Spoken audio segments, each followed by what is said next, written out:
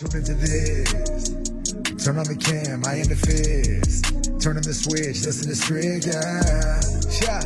Know if we swinging, there's never a miss. Don't follow a script, yeah. Topics change quick. Looking for facts, looking for tips. One's an enforcer, one's a reporter. Together we Cam and Strick, yeah. One's an enforcer, one's a reporter, yeah. You tuning in to Cam and Strick. Welcome into the Cam and Strick Podcast, episode number 329. Yank, let's go. Let's go. Let's go. Stomach is beat up today. Oh, God. Stomach is beat up today.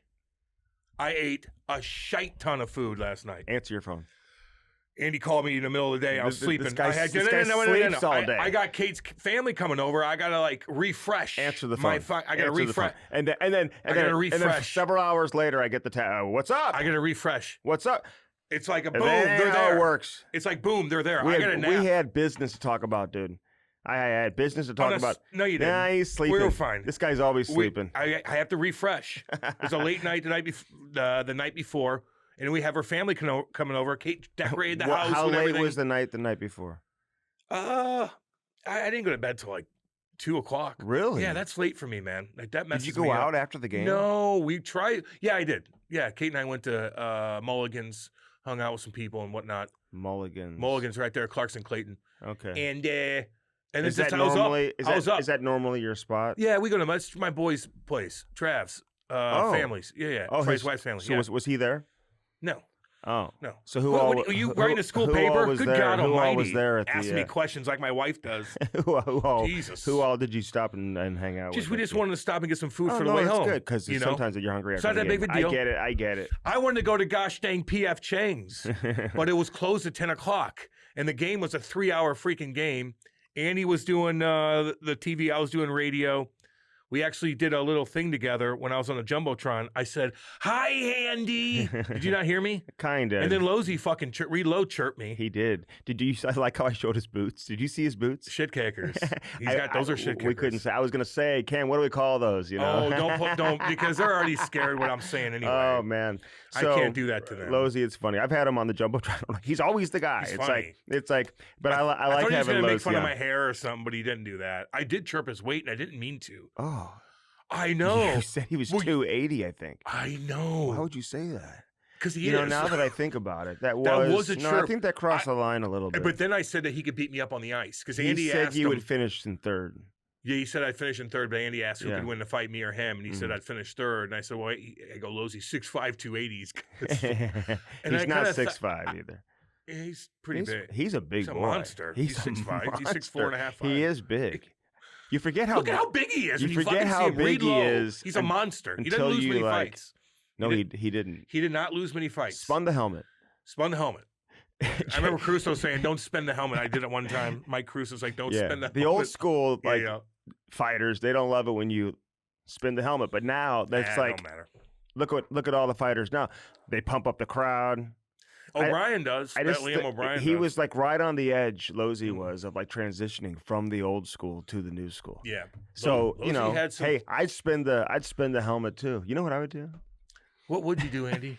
You know what I should have said to Losey? I should have been like, "Fucking Andy will beat your ass." Yeah. Next time. That's what you. We're gonna have some clever stuff. If I'm gonna be doing, if I'm gonna be on the Jumbotron and you're gonna be interviewing, we need to have a funny. We should have something planned ahead of time. We need to, Yeah. We gotta entertain the people. Uh-huh. We could break down the whole thing all we want. I get all that, but we need to have some funny banter, I think. Yeah, I would think so. A little chirpy poo going. I think people would like that. I know. Yeah, I think so too. So. Well, you can watch it now. You know what I mean? We had a Super Bowl party last night, but like nobody came. You would have thought nobody came over because you don't have any good food. That's half of the part. No. I wasn't home for the beginning of the game.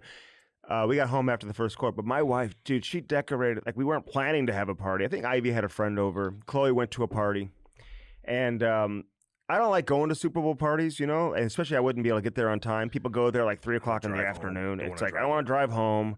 I want to watch the game. There's a lot of people, you know, and you don't know everybody there. It depends on who's inviting you. It's just like I just want to chill at my house. Me too.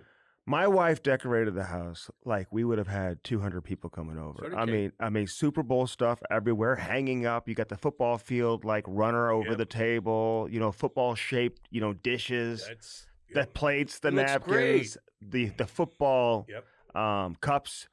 I'm not gonna lie, I fell asleep like just for like 10 minutes during the third quarter of the game. Terrible game. I was just like, I was so tired, dude. It's like it's Sunday afternoon, running around all day long. I sit down. The game's not even that interesting, you know. Although it's a Super Bowl, so it's interesting. I'm not one of those that say it's not interesting. It wasn't that interesting. But like, I literally fell asleep, and Ty's like, "Dad, wake up!" You know, he's flipping out because he's all into it. Well, why don't you take a nap like I do? So then I didn't have time, dude. I don't have time during the day. What are you doing? Running around, point A to point B. There's a lot of things that you could cut, I think, and just maybe take some. Maybe. You know, you're juggling a lot of things. Maybe. You know what I mean? So we had Maybe hockey practice going on. How many times did he skate yesterday? 5? Like, you know, cut that just down once, a little bit. You could do stuff at home. Just once. We had soccer going on, dropping off at soccer. Something's wrong with my navigation in my car. All of a sudden, it's like acting crazy. I rely on it all the time, dude. I just your car's spinning out. It's like, Jesus, Andy, calm down. so I can just chill when I'm driving. You know, it just tells me where to go. And Chloe had a soccer lesson somewhere that she hadn't gone before, so I put the navigation in. Dude, it took me way to a different place. I get there, I'm like, where are we? This is not where we're supposed to be going. So you know why this dug into my day before too. we get to the Super Bowl, you know why this stuff happens? Every time we come on here, it's something about his driving and whatnot. Things are getting out of control with him. They are.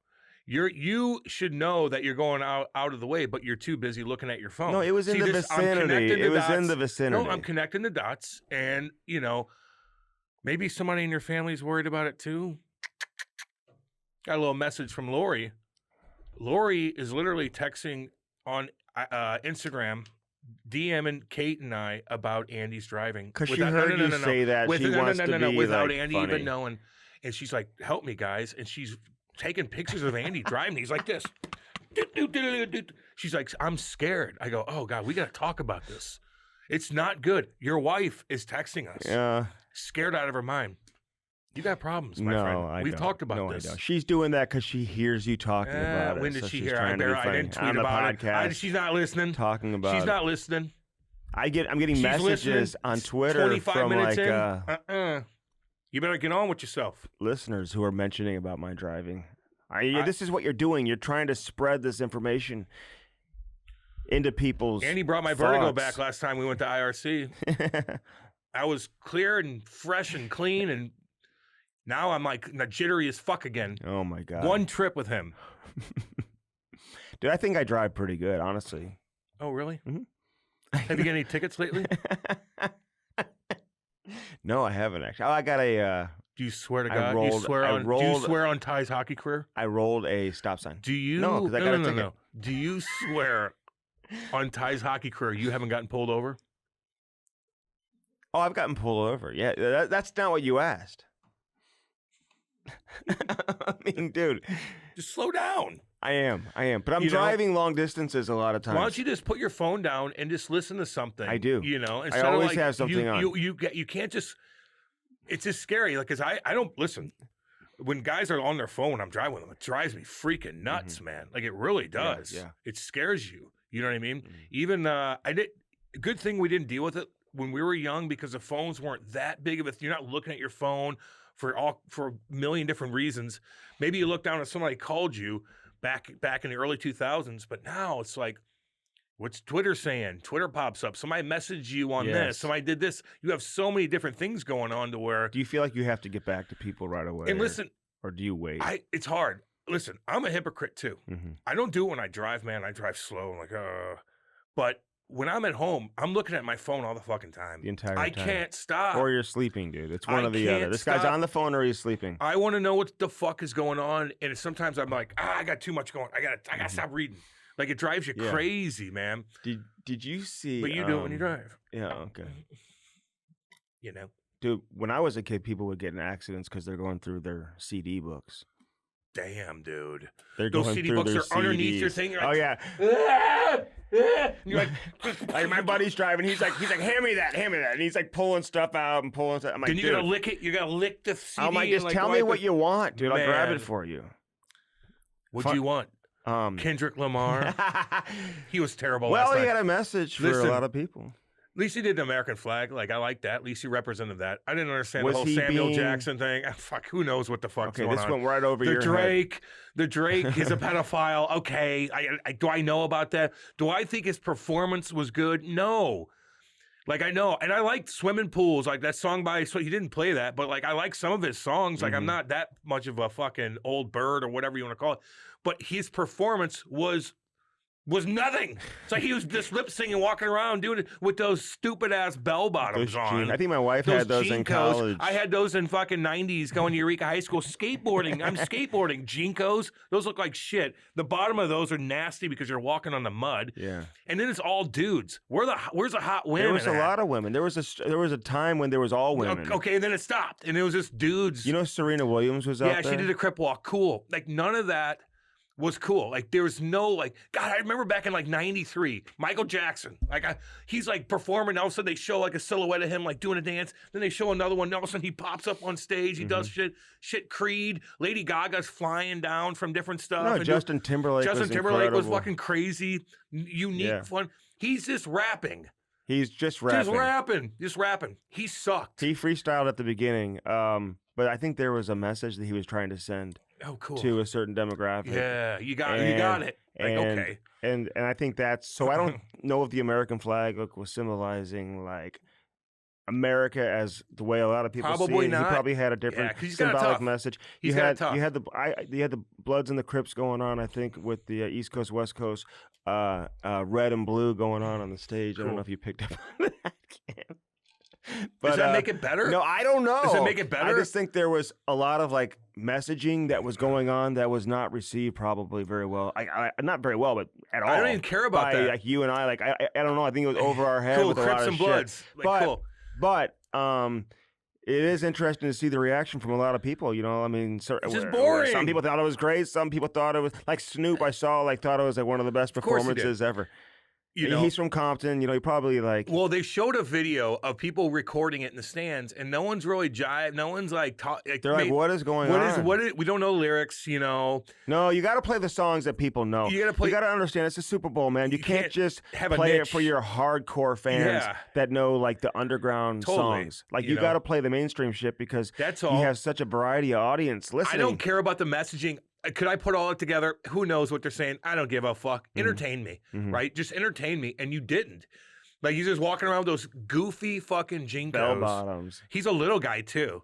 He's just a little guy, like, hi, me. Like, you didn't do anything cool. Do a goddamn backflip or something. Like, I don't know. You're lip singing. Like, it's just nothing talent about it. And, well, Serena Williams did a crip walk. Cool. Like, well, you know, her and Drake had a relationship, and so I think she was standing on his grave or something. Drake's got $1 billion. What's the beef between Kendrick Lamar and They're all Drake? Banging each other. Can you break it down? They're all banging each other. I didn't even know Serena and Drake were an item, and Drake is doing a show in like Melbourne, Australia at the same time, and he's or what is not the same time, you know, obviously on the other side of the world, but he's talking to his audience. Who cares? It's stupid. And a lot of these guys do that just to get attention too. They'll like beef each other to pump up their albums and whatnot. So I don't give a fuck about any of that.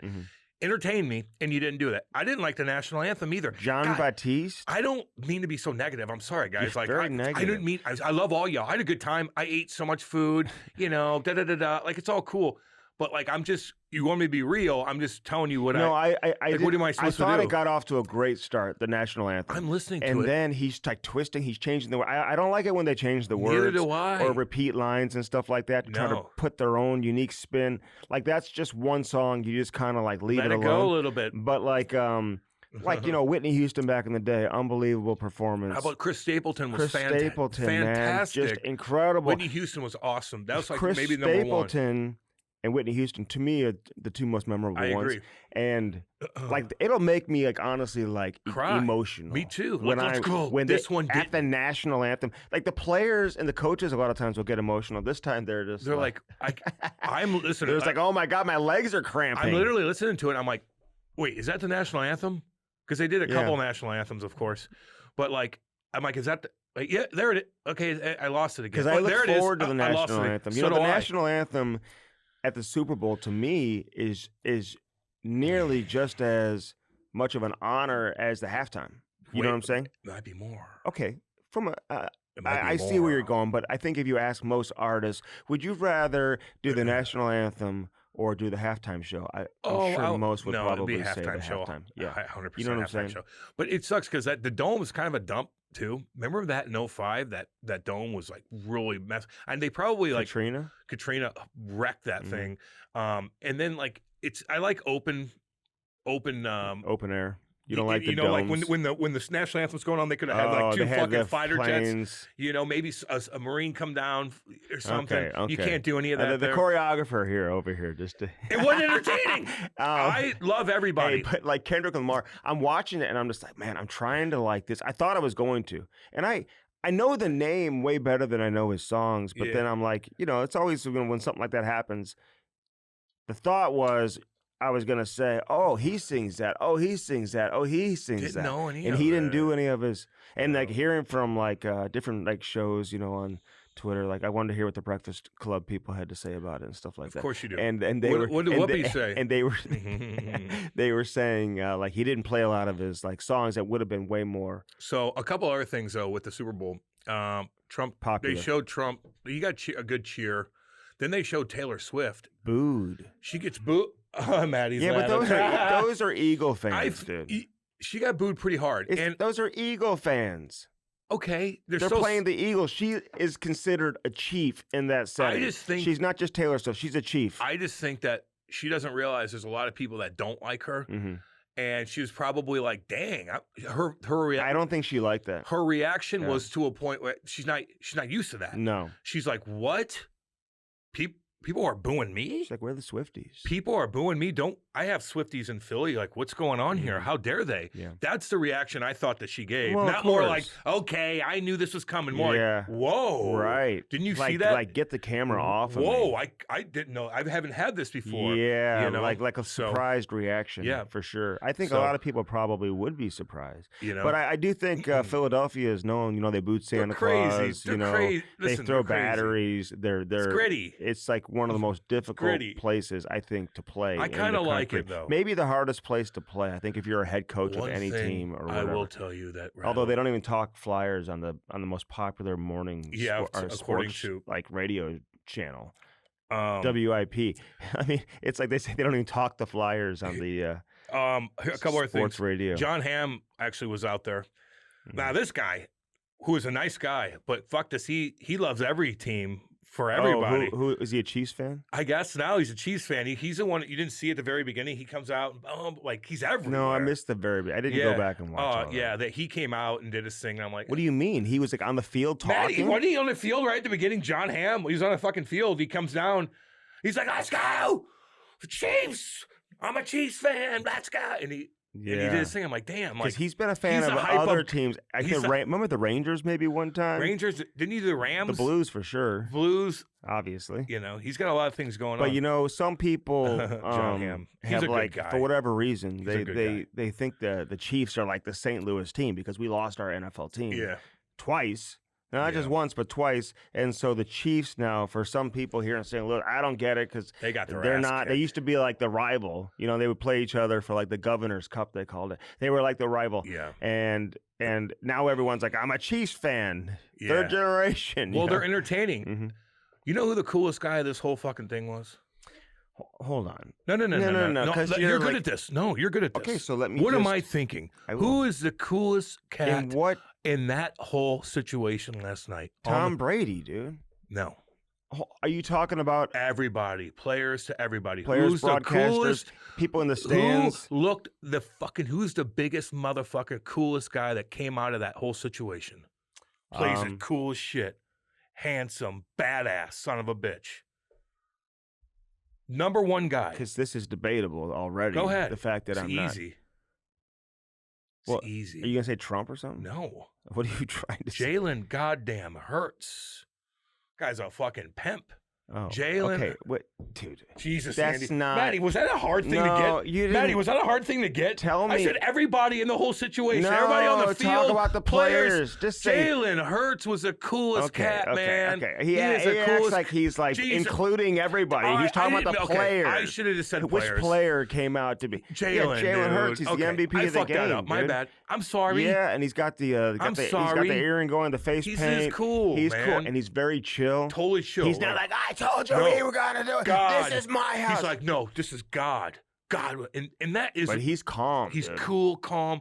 He's just fucking chill, dude. Like just his persona, the way he walks, the way he is about as cool as you can get. Yeah. Jalen Hurts. Yeah. I screwed that up. My bad. Yeah, you did. He's I on did. top of the world now too, He man. is. Man, that guy. And he threw a dime to Devontae Smith, man. That Just the way he walks touchdown out there. pass was incredible. Yeah, dude. Jalen Hurts. Mahomes, some people are saying like it's too much to say that he hurt his legacy, but I think he would have cemented himself as the GOAT. Brady's right? the GOAT right now. And now Brady's the GOAT. Brady's the GOAT. And then Yep. and then Joe Montana's got to creep into things now too, because he went to 4 Super Bowls, won all 4, never threw an interception in the Super Bowl. Passer rating was incredible. Like this guy is now back into the GOAT conversation. When you're 3-2. 10 touchdowns, 7 interceptions. He has a number of those touchdowns being in garbage time. Okay. When you look at Andy, I like Mahomes, and I think Mahomes is one of the he's amazing. You know, he's an incredible quarterback. But he had a chance to make history, There it is. cement himself as the GOAT. But by losing another one, I think you got to bring Joe Montana in and say, hey, it's Brady, Montana, Mahomes. Ooh, boy. I don't disagree with that. You know what I'm saying? He could have elevated himself. Boom, boom. Yeah. Not to mention, they got their ass kicked. And I mean, since they scored some beginning, garbage time touchdowns. Dude. Chiefs Whenever had- you're wait, putting the Chiefs- backup quarterback the in Chiefs because had you're winning nothing. by that much the in the Chiefs had Super Bowl, nothing, dude. that tells you everything. They look terrible. Oh, terrible. Terrible. Yeah. Wow, Well, good for you. The Eagles. Did you see the Eagles front line? Did you see that? Just Like number punching 82, him in the face. he gets up like 98, "Rawr." Jalen Carter. Monsters, dude. They're I think they're the Monsters. biggest. Even the D line Yeah. and their offensive line are gigantic, mutant That monsters. Jalen Carter went to Man, Georgia, dude. He was like a top badass. pick. They got a badass team. I'm sorry. I like their coach too. That He's Williams cool. kid, that guy with the last name Sweat, who had a couple of sacks, dude. How about that young kid that got the interception, went all the way down? Oh, The dude, rookie. he's a rookie What's from his name? Iowa. Yeah. Cooper DeJean. There it is, Dude, baby. he's from Iowa. You got to look up his highlight reel from playing basketball in high school. Freak dude. athlete. Just dunking on everybody. Freak athlete. Goes to Iowa. He's from small town Iowa. Cool, man. I love these stories. He's a first round pick, dude. Like, he's incredible. Like, the way you saw when he got the ball in his hands, he's like their punt returner, too. Dude, he's an unbelievable athlete. He's got to be just an absolute athletic little freak, shout out, man. baby. We love it. I want to get his ass on. I know. I know. Cooper DeJean. Listen, Philly could be annoying. Who's his parents? Philly could be annoying, but this Philly team is badass, dude. Very likable. I'm sorry. They're very likable. Even A.J. Brown, their coach is cool. Coach is cool as shit. Young. Yeah. I know, man. The bodyguard's kind of cool, you know? He's always cruising around. They got that one song, man, Blow the Whistle by Too Short. Gilead. Too Short? You know, the I guy, remember them back in the 90s. You know Gilead, the guy, I think he's done some Barstool stuff. He's been like their mascot. He's from Philly. He considers himself the biggest Philly fan in, so he considers himself like the biggest Eagles fan in the, Oh, yeah, this cat. Yeah, what up, baby? Yeah. He does his dance. And he's got these other They're guys. partying right now in Philly, dude. Yeah, okay, that's enough. Thank you. Thank you. This is just like Candy. Thank That's a you. different one. This is the better one. Okay. This is the song. Okay. Blow the whistle, see? Okay. Yeah, blow the whistle. Enough. Yeah. Ain't that cool? No, it is. He ain't that cool. Andy looks up to Here's his song. Andy Here's his looks up to dance. him. Here's his dance. Okay, Andy, come on. I can These do are the that guys you make dance. fun of being super fans. I know. Just so you know. Yeah, don't but be he's hypocrite. already like, Don't be he was hypocrite. already famous How'd before Tom that. Brady do last night? I hear mixed reviews. Okay. Can I just say?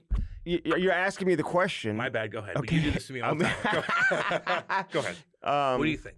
Because I have a feeling we may think the same way. I don't want you to think that I'm like. Yeah.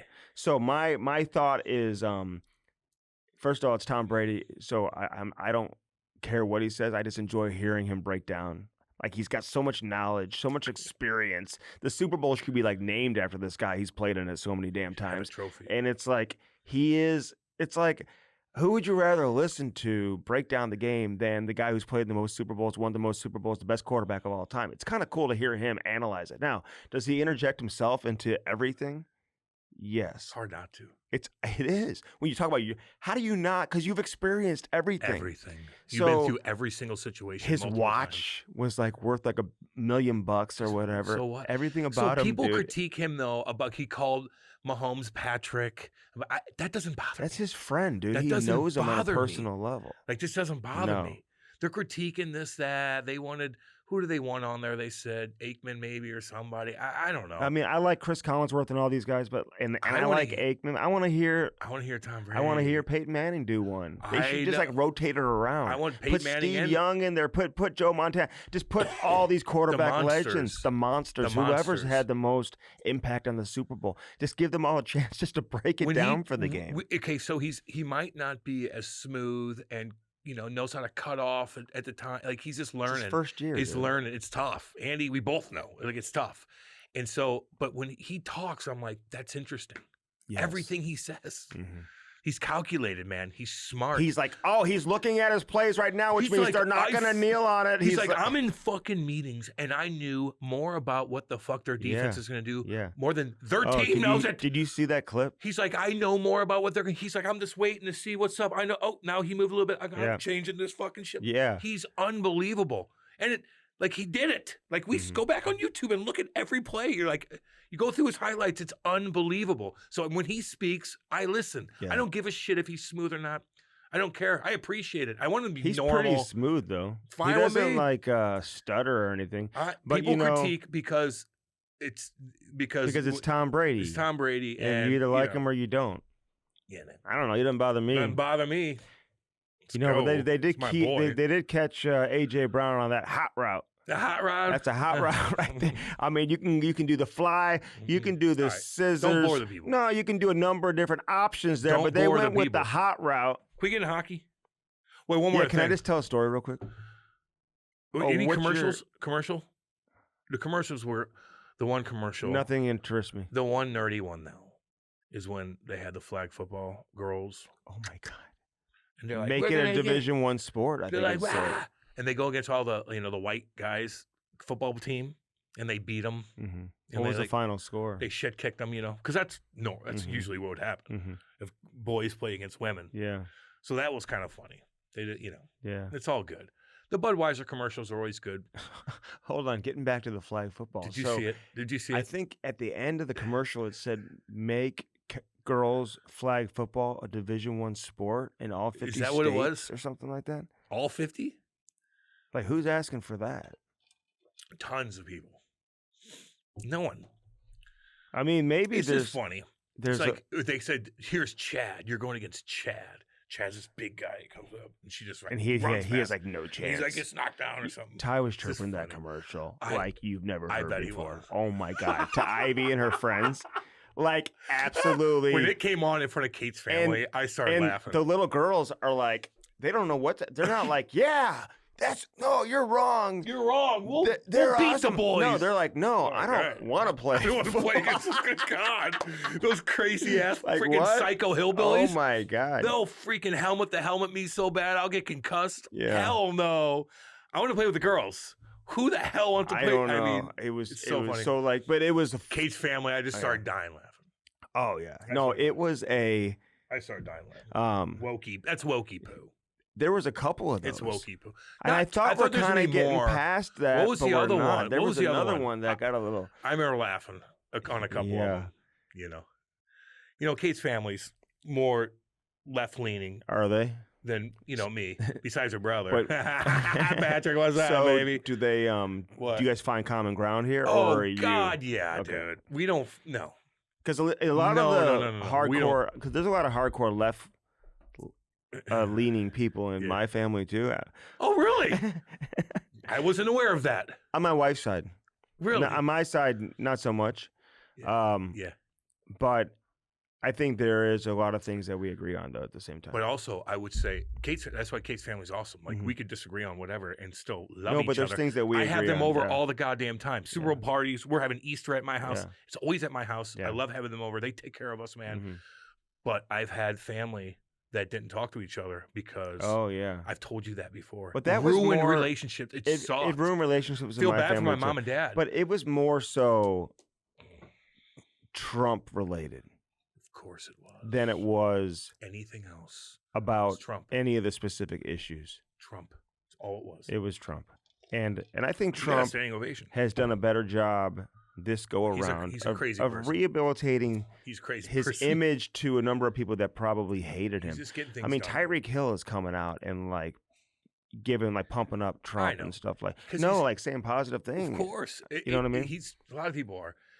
Snoop might have. I mean, look at the numbers. Why they voted? His numbers are. Yeah. But he's just getting a lot of things done and scaring people. But blow the whistle. I like what he's doing. Blow the whistle. Can I tell you the story, dude? So the other day at the game, our game, the Blues game. Yep. And I don't know if you see where I sit during the game. I'm watching you. I'm watching your little bitch ass the whole time from up there. I'm just looking at Andy. He's just looking around with kicking his feet up. I saw Andy's little whole family was there. Kate's cruising around the building, talking to everybody, doing her thing. She sees Lori, Andy's wife. They're all partying. Yeah.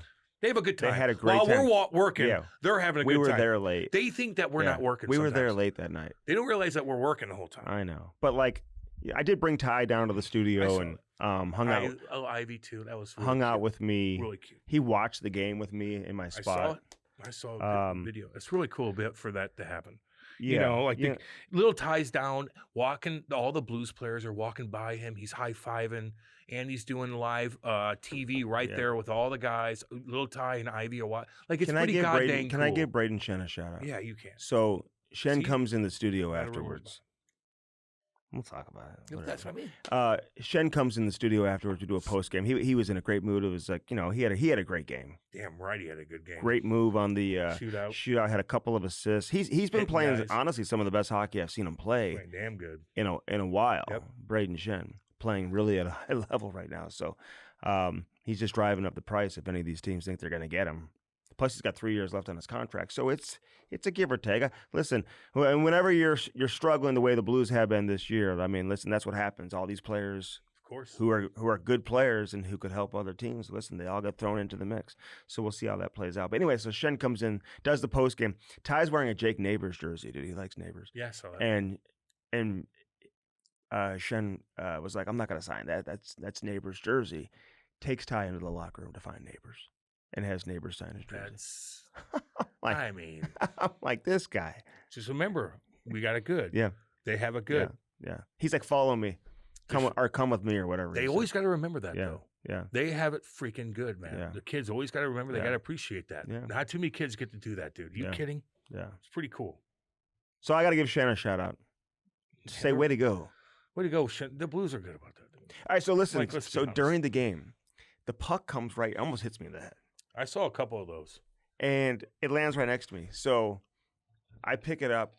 I've got 3 sections screaming for the puck. So I'm doing one of these. Let's go. Who wants the puck? Oh my God. Everybody's standing up, okay? And I'm just like, so I identify this kid. He's probably 12 rows up. And I'm like, all right, I'm going to throw it to this kid, dude. Do you know how to throw? I go to throw. It slips out of my hand, dude. It just slips, goes far left, goes right to a Blackhawks fan, full on jersey and everything. And everyone's like, boo. I'm like, oh my God, dude. How did that just happen? It's supposed to go to the kid. Do you know how to throw a ball? Do you know how to throw? It was wet, dude. It slipped. Goes same row or maybe a row right below, but 5 or 6. You could have hurt somebody. Could have. You could have hurt somebody. Yes, I could have. And they would have sued you. Oh my God. Yeah. Oh, yeah. You could have cut him right open in the cheekbone. Yeah. Well, if you throw it hard enough, yeah. So anyway, I'm like, dude, you got to give it to the kid. Give it to He didn't want to, I don't think, at first. He was it's kind of my puck. No, give it to the kid. I might give it to the kid. And then he gave it to the kid. Give it to the kid. Okay. Everyone Put your foot cheered. Down. Can I say something about Bedard, though? Turnover Bedard. It's so funny, though. People like Chirp is. What do you know? You only have 250 games. No, they say how many points. Oh, you only have this many amount of points. If you're going to go by that concept, who are you listening to then? Who's an analyst that you're going to listen to? No shit. Mm-hmm. You better not listen to any radio. Or you better not listen to any fucking radio. Insiders. Or don't listen to any of the play-by-play guys. Mm-hmm. They didn't play. Yeah. None of them. Don't listen to anything they say. Like, that is such a stupid fucking thing to say to the Biz. It's so, and then he's got to come out and say, I was a +7, which is actually really good. Mm-hmm. Shit, I'm like -20. Are you? Probably. Yeah, I'm not a plus of all the games. Hell no.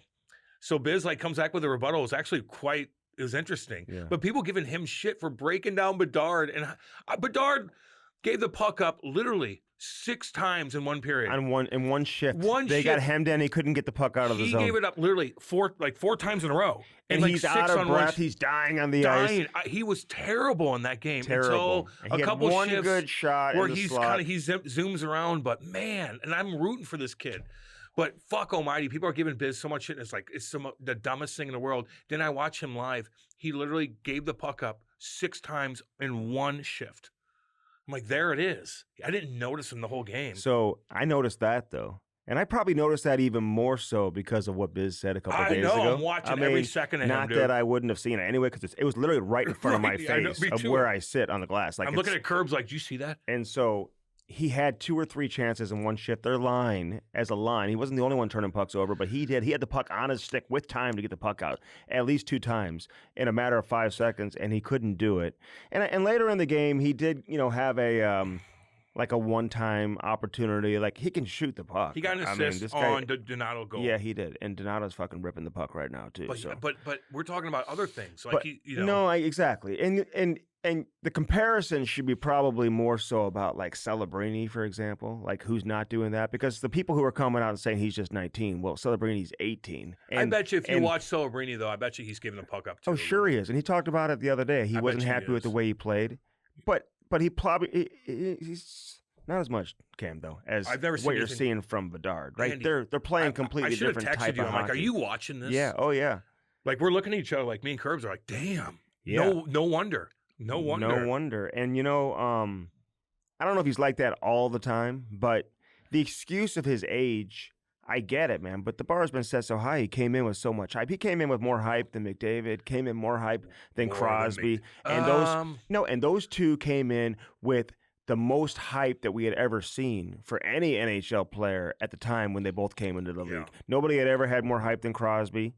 Nobody had ever had more hype than McDavid. No. Nobody had ever had more hype than Bedard. Lemieux, maybe. Well, yeah, and Gretzky, obviously. But, like, it's different, dude. You can't compare Crosby, that era to what we're seeing I always now. say this. Like, we're in St. Louis, right? And, like, the St. Louis media, they know the Blues. But other than that, like, they don't know too much about the NHL. They don't follow the NHL. They don't follow the NHL. Yeah. They don't talk about it on a consistent basis. People were talking about, guys that are like basketball fan are talking about Bedard Sidney for Crosby years. And Bedard, yeah. Bedard. They were talking about Bedard here when I was doing radio. Mm-hmm. You were doing radio. Talking about Bedard, asking about Bedard. Like, whoa, okay, this guy, I've never seen anything like it. And I remember you and I talking, like, even like following like the Traverse City Prospect Tournament his first year and stuff like that. Like, I don't know. I just felt like, well, watch him in World Juniors. He dominated. Yeah, dude. I know. Remember that? But I wasn't one of those that was saying, like, this guy is going to be the best player we've ever seen. I was on I was like, I don't know, man. I was on him. I remember I felt like the over-under was like, I forgot what I said going into his rookie year. But anyway, I didn't know what to – I wasn't as sold as a lot of other people were. I was. At the time. He got me, dude. Yeah, so – he got me for sure. But I'm not ready to write it off. I mean, it could very well turn into like a generational player, and obviously he's got so much ability. His highlight reel from his rookie season last year, just go look at it. Well, some of the shit that he did last year as an 18-year-old was incredible, but he's not playing with a lot of confidence right now for whatever reason. Bad line. And so there's something that is contributing to his performance. It's not like he doesn't know how to play or he's there's something that is contributing to it where he just doesn't look happy, doesn't look comfortable, doesn't look confident. And they got to surround him with better pieces, not just from a playing standpoint, but guys that are going to elevate and lift him up, man, because otherwise this can go down a slippery slope pretty quickly. Get some better players around him. That's on management. That's on the organization. You've got this guy, because it's a destination. Guys are going to want to go to play there. So, but if you're a guy like, Rantanen and you want to win, even though he has won, like, is that where you're going to go? I mean, they're a ways away, Cam. No, I know. From winning. They're going to get another top pick too. But but the Bedard hype got me. Like, I'm not going to lie to the people. I remember being pumped up watching him in World Juniors. I remember isolating him last year and like texting you whenever the Blackhawks would be on every fucking time, and he'd have the puck the whole time. And he's 10-2, and he's doing. I'm like, whoa, this dude. You know what I mean? So something's missing. Something's missing. Is he hurt? Like, he looked so much worse this year than some of the games I watched last year when he had the puck the whole game. What is? I don't know what it is, Cam, but it's completely different. Do you agree with that? I said this after the game to some people. If this guy was drafted mid to late first round that same season, if his last name wasn't Bedard, he'd be in the American League right now. He wouldn't even be up here. You're making those mistakes as a 19-year-old kid. Like, you're not even going to be in the NHL. And the way that he's playing right now, 6 in 1 shift. The best thing that could happen to him would be to go down and play in the American League. They would never do it because it's Connor Bedard. You know, he sells a lot of tickets. He means so much to that organization. And I'm not saying that he doesn't belong in the NHL, because he does.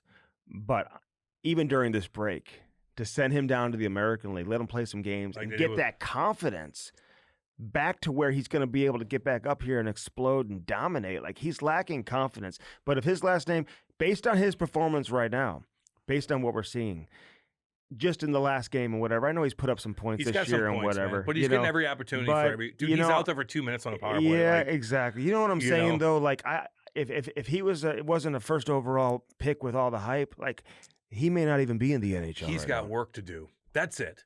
Like, and you know what? You can go back and look at Crosby.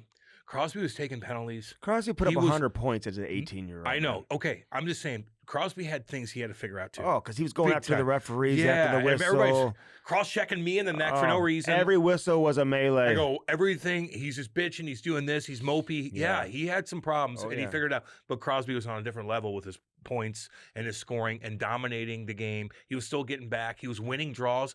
But Bedard's not winning draws. He's not winning draws Crosby had a fuck you attitude that Bedard doesn't have. Damn right, Andy. I see Bedard after the whistle. Guys give him an extra chop on the stick. They elbow him when they're skating past him. They don't get out of his way. Like, and bump him. Like, where what? Crosby was like, you do that to him, he's two-handing you across the back of the legs. Yeah, and taking a 2-minute and then penalty. Getting beat up after that and whatever, right? Because he's 18. He'd fight too. He would fight. He'd fight. But you got to have that dog in you, and I don't know if he has that. And even McDavid, to an extent, like, he was competitive right off the bat, like he still is. How about McKinnon? He struggled off the bat, but he did. Didn't you see that fire in his eyes? Where you're gonna hit me? I might bulldoze you. McKinnon took off though. Remember in the playoffs, his rookie season, he scored some unbelievable goals. He started to figure it out. Like, I'm the best. It was like Tyler Seguin, his rookie season, playing in the playoffs for Boston. He scored some incredible goals. McKinnon just took off, and then he never really looked back. I mean, maybe it took him some time, but again, different level of hype. And Bedard's small, man. I don't even like chirping him because he's going to make he has the ability to make everyone look so bad at some point down the road because he's got so much potential. And don't say he's small because listen, dude. I know he's thick and strong. No, but like, put him next to Sidney Crosby. You think Sidney Crosby is that much bigger than Connor Bedard? He's not. He's not. Like, I don't care about that. You're small. It doesn't matter. Like, you got to. That has nothing to do with you literally turning the puck over 4 times on one shift. Maybe I exaggerated to 6. Sometimes he was turning the puck over in the offensive zone where he's forcing the play. The Blues knock it down, and then all of a sudden they're decollected. But when I say he's a little on the smaller side, in terms of maybe him getting pushed around and bullied on the ice a little bit. You know what I mean? Yeah, but that's his attitude too. Like, I don't see him coming back at guys. He'll do it. You can't even be like, I'm small, I can't hit you back. Yeah, you can. You know, some of the players that would do it from St. Louis, for example, like weren't this wasn't Braden Shen, and somebody that like obviously has like some, like some muscle over this guy. You know what I mean? It was just guys that he's probably not even that familiar with. Can I ask you a question? 4 nations. Mm-hmm. What do you think potentially the U.S. the baddest ass line on the U.S. would be. Can I just say thanks to Fanatics for sending us these jerseys? Dude, Canada, baby, I'm representing you guys. Love all y'all, baby. Although Canada, I want U.S. to win, but Cam wanted Canada on his side because he wanted people to think. I know. Because he felt like Canada got a little mad at him before. Yeah, so. I don't want you guys mad at me. So I love all you, man. We can switch it up and stuff like that. I just don't want you guys mad about what's... There's a lot of injuries. What do you... Answer my goddamn question. Not having Quinn Hughes now is good. What do you think on the Team USA... Mm-hmm. If you could put any line together, the coolest shit-kicking line you can create, what would it be? Go. Well, it's pretty obvious. Like, what do you mean by shit-kicking? Like toughness? Just, like, I don't want to be matched against this line. Well, Matthew and Brady would be two of them. With who in the middle? Rangers. Yeah, Trocheck, I guess. No, JT, goddamn motherfucking Miller. Mm-hmm. You're off your game today. No, I'm starting to worry about you. You okay? Dude, like did you eat? You're throwing did you me eat these food things. Like you usually get them. You're good at this throwing stuff. me this no, type no, of no, no, shit, no. though. Like what'd you do last night? Line what could JT Miller and the boys? You could put Austin Matthews between them. You could put Jack Eichel between them. I'm talking. Come on, you know what I'm saying. We've been doing this for 6 years. You think these games are going to be filled with physicality? Yeah. I think Finland has no defenseman. I think if you put JT Miller, Brady, and Matthew on a line, oh my God, let's go now. Fucking, they got some guys on Canada too, man. You got Sam Bennett down there. They could mix and match all kinds of stuff. I'm excited about this. Mm-hmm. Like I really am. I'm excited about those two teams. I mean, it's not that I'm not excited about Finland and Sweden because we've got a lot of listeners in Finland and Sweden. I'm excited but about Finland's got a everybody. bunch of injuries, and I'm curious to see what that rivalry looks like because it's such a strong rivalry. I'm excited. What's the emotional level going to be when those two teams play each other on Saturday night? Finland versus Sweden. Let's go. But this type of tournament, without it's bragging rights, dude. Let's just go. Between those two countries, Canada and U.S. Well, then let's go. I mean, no one. I hope you hate each other. I mean, what if Finland and Sweden ends up being in the final? I know. You know what I'm saying? Like, yeah. The NHL would be like, it was great. It was a success. Everything worked out the way we wanted it to. I mean, because it needs to be these two. 100%. You think both of them, USA and Canada, are going to end up in the final? Somebody's going to get upset, dude. Yeah, I don't know. Who's it going to be? It's like too good to be true. But I can't believe. I felt like USA needed Quinn Hughes. Yeah. To match what Cale Makar can bring to the table and just give them. He's like that elite. Ability on the back end that now he's like is going to be missing. They've got other great defensemen with Fox and McAvoy and even Jake Anderson coming on board. Like they've got some elite defensemen back there, but he's another level, just like Makar is another level from everybody else that he's pretty much playing with. Yeah, for Canada. He's a little banged up, and he's like, nah. Well, and his brother's playing. You know what I'm saying? So he would, if he could play, he would be there. Of course. This isn't like a situation where maybe we've seen with other players who have just said, no, I'm good. I think he's probably super disappointed he's not going to be able to play. Plus, he's best friends with Matthew and Brady. I want to see that Jack Hughes, Austin Matthews, Jack Eichel line, too. Jeez Louise. Although Matthews, is he playing that great lately? Who, Austin Matthews? Yeah. He's getting dealing chirped with a little bit up injury there. and stuff like that. Marner's playing fucking good. Marnie? This is going to be interesting. Although I do think... Better than the goddamn Super Bowl, hopefully. Jesus. Stupid Super Bowl. Everything about it sucked. The NHL needs this event to be a major success. I don't know how, though. What needs to happen for it to be a major USA, Canada. USA, Canada. Triple overtime kind of thing. No, just USA, Canada. With great hockey, great games where the guys are really into it. And maybe some drama. Maybe a couple weird hits. Maybe something. But God almighty, imagine your Florida Panthers. Think about this. You played more games than anybody else the last 2 years. Mm-hmm. Now you got 8 guys, literally with no break, going and playing this fucking tournament. How are you going to win the cup? You want to know how? They've got the most professional team in the league. Ever, yeah. And they've got the most professional coach. Yeah. The most professional team. Dude, he gives them more days off. I gotta give you. They stay overnight in every city they pretty much go to. They don't practice. They don't get home at 3 or 4. They don't practice. It's unbelievable. They are treated like kings. They are. And rightfully so. And you know why? Because those guys are so professional on that team, dude. That's a great answer, Andy. That he has all the trust in the world. Yep. And he rewards them every time they go out and play. Do you want? I bet you he's got the planes loaded up. Whatever you guys need. Oh yeah. Everything. Just what do you need? I'm watching these Get it done. guys after the morning skate, and how many of them have their own separate routine they've got going on. They're working with strength coaches one-on-one in the hallway, doing all this different. They got a lot of guys shit. on the road with them too. Helping. Oh yeah, they got everything they need. Hey, when you're the best, the Florida Panthers, you're the best, and they're getting everyone's best effort because the defending Stanley Cup champs. So everyone's coming at them and bringing their A game every time they play. They are. I would be shocked if they're not back in the Stanley Cup final. How can they be though? And they don't even have that many games lost. Games lost. No, lost. Dude, they've had the same lineup every night. You know who the best player on the ice was the other night? For whom? When the Blues played Florida Panthers. Ooh. We were both working the game. Well, Mathieu was unbelievable in the game. One other guy better than him.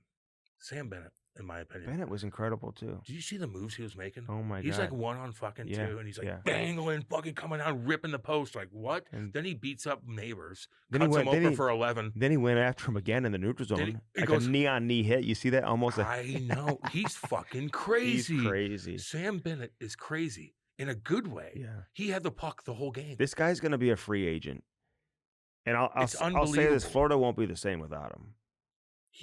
So they got to find and do everything they can to keep that guy. But he's going to get 7.5. What's he going to get? How much would you pay him? How old is he? How old is he? He may be getting there in that 30 range. I'd take him. I'd pay him. He's a winner. Dude, he could have scored 4 goals in that game. Like, he's literally dangling guys, and then he'll hit you weird. And then he'll fight a guy. Like, he's 28. He's scary. 28, man. 28 years old. Lock him up for 8 years. Yeah, goddamn. At 7.5. He could skate. He was fast. And he was the 3rd overall pick or 4th overall. Was he really? Okay, to Calgary. Pick. You know what's crazy about him? We got to have him on. I've talked to him a couple times about getting him on. We just haven't been able to make it happen yet. But we did a lot of Florida guys. We did a lot of Florida guys. But I remember the big story about him at the combine his draft year that he couldn't do like a pull up or something. People were chirping that. And I've talked to some people who apparently he had like a shoulder injury maybe, but it's never really come out. Like, this guy's one of the toughest players, pound for pound, one of the toughest players. He knows how to throw a punch. Right now. And Jake Neighbors got lucky; he missed. But I think Neighbors cut his head when he hit the ice. Yeah, he did. It was the scariest thing in the world, man. Jake Neighbors, who I'm going to give a little shout out to because Sam Bennett ran him over. This was right before Christmas. I remember doing the game with Curbs, and I'm watching it. Very end of the game, a minute left in the game. It's tied 3-3 with Florida Panthers. And Bennett runs Jake Neighbors from behind like a kind of a dirty hit. Didn't get called. Super dirty. His head slammed against the glass. He slammed his ass against Neighbors' head against the glass. So Neighbors had to think about this, and all of a sudden, like, Jakey doesn't fight much. Like, he's not he plays hard, but he's not a fighter. And so he's thinking about it all day. And I know that feeling. It's so horrible. And Jake's thinking about it. And they start the game. They start Bennett. And Jake's like, I'm taking the face off. And they fight. And I'm like, and Jake tries to throw. Like, Did you pick up on that he slid over to the face? Of course. We're all like, here it comes. We were betting that's going to happen. And so, and then Jake just did. He didn't have anybody else do it. He did it for himself. Mm-hmm. You got to stick up for yourself, damn it. Can I ask you this? They'll bully you around. But then he fell on his fucking head and he cut him open for 11. What do you think of? Because I had another former player said that he should have waited and done it during the game. It would have had more impact. No. You see, that's where you don't get this out of your fucking head, man. He's been thinking about that he can all just go play. Game long, man. I saw him in the locker room. We were standing there. Yeah. You look at him. He's just sitting by himself like, I can just tell I know that look. It's a horrible feeling, man. It's a horrific feeling. Get it done. Yeah, but the feeling... Just get it done. I'm going to ask you a question here. Yeah, go ahead. Because is the feeling different, like, if he would have hit Bennett knowing he's got to answer the bell and fight Both versus... horrible. He didn't have to fight him, I guess, right? He did, dude. No, I know, but I'm saying it's not like Bennett's coming after him looking for a fight. Wouldn't that be a different feel? No, he's if committed. You know that somebody, you have to answer the bell, you have to fight Bennett because he's coming looking for it versus you looking for it? Both are bad. Both are so you have to. He's like, I have to do this. I have to stick up for myself, and this guy might knock me out, and he almost did because he hit his damn head on the ice. It's horrific one way or the other, dude. You have to throw bombs with a guy that you know is tougher than you. Yeah. Like, Jake doesn't know what he's doing. He doesn't. You know, Bennett just missed. If you look back Tom Brady knew what he was doing. Fucking Sam came back and just missed Andy. Just missed with a bomb. And just at the end with an uppercut, too. Just missed him. Wow. Like, that could have broke your jaw. Like, that's scary. That's what you're thinking over and over in your head all day long. It's bad. That's why I'm like, fucking right, Jakey Neighbors. Don't get bullied. You go to the net, man. You're hitting guys. He had a nice hit the other night in Chicago where he's bumping a guy off the, like, you're going to get in the mix. Just sometimes you got to be able to stick up for yourself or guys will bully you around. Mm-hmm. Anyway. Well, he did. I know. That's why we're praising him. Mm-hmm. So. I thought he handled himself pretty well. He did. He was great, man. I'd like to see more of that from him, actually. I'd like to see more of it from everybody. Just stick up for yourself. You know, Ryan Suter did 500 or 1,500 games. Good God. People ask me, like, so Cam, as a player, how do you explain him? He's a freak. Mm-hmm. No, he's a freak. Genetic freak. He's a genetic freak. He is so smart to where he finds ways to get out of jams, man. Like, I never got out of jams. Every time I went into the corner, I almost got hurt. He gets away with a lot of shit. He gets away because he's smart. He's a veteran. He knows how to tie you up. He knows how to stick you in the back of the leg and get the puck from you. And all of a sudden, you're like, ooh. So and get away with when the Blues in the defensive end. He's so smart, dude. I see it right in front of me. When they lose the faceoff, like, he knows exactly who his guy is, and that guy cannot get to the net, dude. He's got all these old school little things. Old school. He'll grab you by the throat. Like, he'll grab, like, one side, he'll be like right here. He'll grab with his glove, grab you under by the throat when he's pushing you away from the crease. Without the ref knowing. No. He's smart. I remember talking to Davey Alexander, the Blues goalie coach who Hockey Canada goalie coach, too. Like, people, like that people guy, love him. He is high up as a goalie coach. I'm just telling you, man. They have high respect for him. He's like, this motherfucker in practice tortures guys. He goes, Cam, just watch him. Watch these practices. Mm-hmm. And you see him when they're in the corner, he's like, yoink, yoink, yoink. And guys are like, Yew! Nothing crazy, nothing dangerous. Mm-hmm. Just quick little pokes. And all of a sudden they give the puck up, boom, he takes it. Just little stuff like that. How do you play 1,500 games, man? You got to be a freak and you got to be very smart. Mm-hmm. You got to be smart. How do you go this long? He's like he's 500 games. He hasn't missed a game, and I don't know. No, he's had a longevity. So how do you consecutive do that? games. How do you do that as a defenseman? How do you not take one off the pinky? Well, Brent Burns has had a longer consecutive game streak, and he's now closing in on 1,500. You're smart. You know how to spin off of guys. You know how not to go head first in the corner. Get away from pucks by blocking pucks. Which pucks can I block? Which ones can't I block with my hands? Don't get your hand in a weird spot. To show you like how amazing. He's the third American-born player to do that. And we've had the other two on, and Matt Cullen and Chris Chelios. Chris Chelios being number one. Yep. The next closest now is Patrick Kane. He's at 1,275. So he would be the next closest American-born player. But you have Brent Burns who's going to get there, which is just amazing that he's came in as a forward and all of a sudden transitioned to be a defenseman. How do you not get hurt? It's like every single game. Yeah, but I talked to Suter about that. I had him on our pregame show, and we're doing actually a late shift with him. I'm looking forward to getting into a lot of different things with him. Yeah, he's the most interesting guy going. He is. But, like, he talks about it, how much of the game is mental. And I heard that too. But, like, even talking to him, like, he's like, yeah, you're always hurt. But, sometimes you just got to find a way to fight through it. But here's the difference, though. Can I have a rebuttal on that? Because my rebuttal would be, because I'm listening, I'm like, yeah, but like a torn ACL is a torn ACL. A broken hand or a broken leg is a broken leg. Like, he's not pucks aren't hitting him, and his leg's not exploding, and he's breaking his leg. Where now you have no choice. You can't play. Yeah, you know what I mean? Not mental. You're not getting a stick in the eye, or you're not getting elbowed by a crazy person. When you're coming out, and all of a sudden you're David Perron or you're Sidney Crosby. Bet you he has. I bet you he hasn't. Show me a shift. Because if you're so fucked up. You don't think he's ever had a concussion? Oh, 100%. I played through concussions. Well, that's all I'm saying. No. But a concussion to a point where you think Sidney Crosby didn't want to play? He was out for a goddamn year. Okay, but you think he woke up? That's what I'm saying, though. No, that's what I mean. You get all these games and you have the puck all the time, and some guy didn't catch you in a weird spot where you hit your head and you are done fucked up. Okay, but before Eric Lindros, how many guys had you ever heard of that were missing significant time with concussions? A lot, man. Were you? Yeah. Give me some. Before Lindros? Oh, God. Tons of guys got concussed, man. And like missing, because I hear the old school cats who played in the 80s and early 90s, they're like, no one missed time we didn't even really know what it was. Yeah, well, the hits weren't as big back then. Look at the hits back in the 80s and 90s. Seriously, they weren't. Dude, the 90s had some big hits. No, sorry. That was 70s and 80s. Okay. The 90s were a different animal. Yeah, I was gonna say it's like a different sport. 100%. The 90s, the late 80s and the 90s were different. But in the 70s, it was so slow. Like you kind of fall, you get a stick up high, and you get cut. Yeah, but guys are running down like this, like ooh, bam. But you had the hip checks. Guys were hitting their head on the ice and stuff like that. I know. You know, they were still, there were still hits along the glass. Well, maybe you didn't have enough guys that were ready to play in the NHL yet, to where you could be so fucked up with a concussion and still get away. Damn, the medical evaluations and diagnoses were so different. My point is, there just wasn't as much information. I bet you guys were playing when they were fucked up. Here's my point: you could play when you're fucked up, but you are going to be terrible. You're going to be terrible. When you are concussed, it is so god awful. You spin, you have no, your equilibrium is fucked. Mm-hmm. So you want to play, you can. You're going to look foolish. Mm-hmm. Maybe back in the day, you could do that and get away with it because the game was slower. Nowadays, if you're concussed, you're going to look like a goddamn fool, and they're going to get off the ice. I know, but that's like we had Keith Yandel on, man. He played over 900 consecutive games. Don't know how he did that. You know what I mean? I just don't know. Jay Bouwmeester played over 700 games consecutive. It's unbelievable, And Bouwmeester blocked shots and stuff like that. Yes, he did. You know what I mean?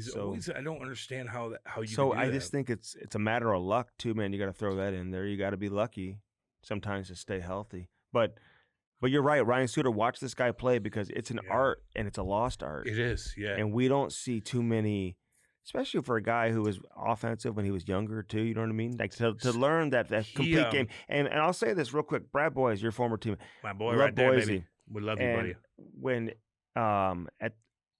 When it was Weber and Suter playing for Nashville, right, and they were like two of maybe the best defensive pair in the league at the time. Yeah. Everyone was talking about it. It was always Suter and Weber, Suter and Weber, Suter and Weber. I used to play them in NHL 12. Yeah, they were a pair. But I would ask players, who's the more difficult defenseman to play against?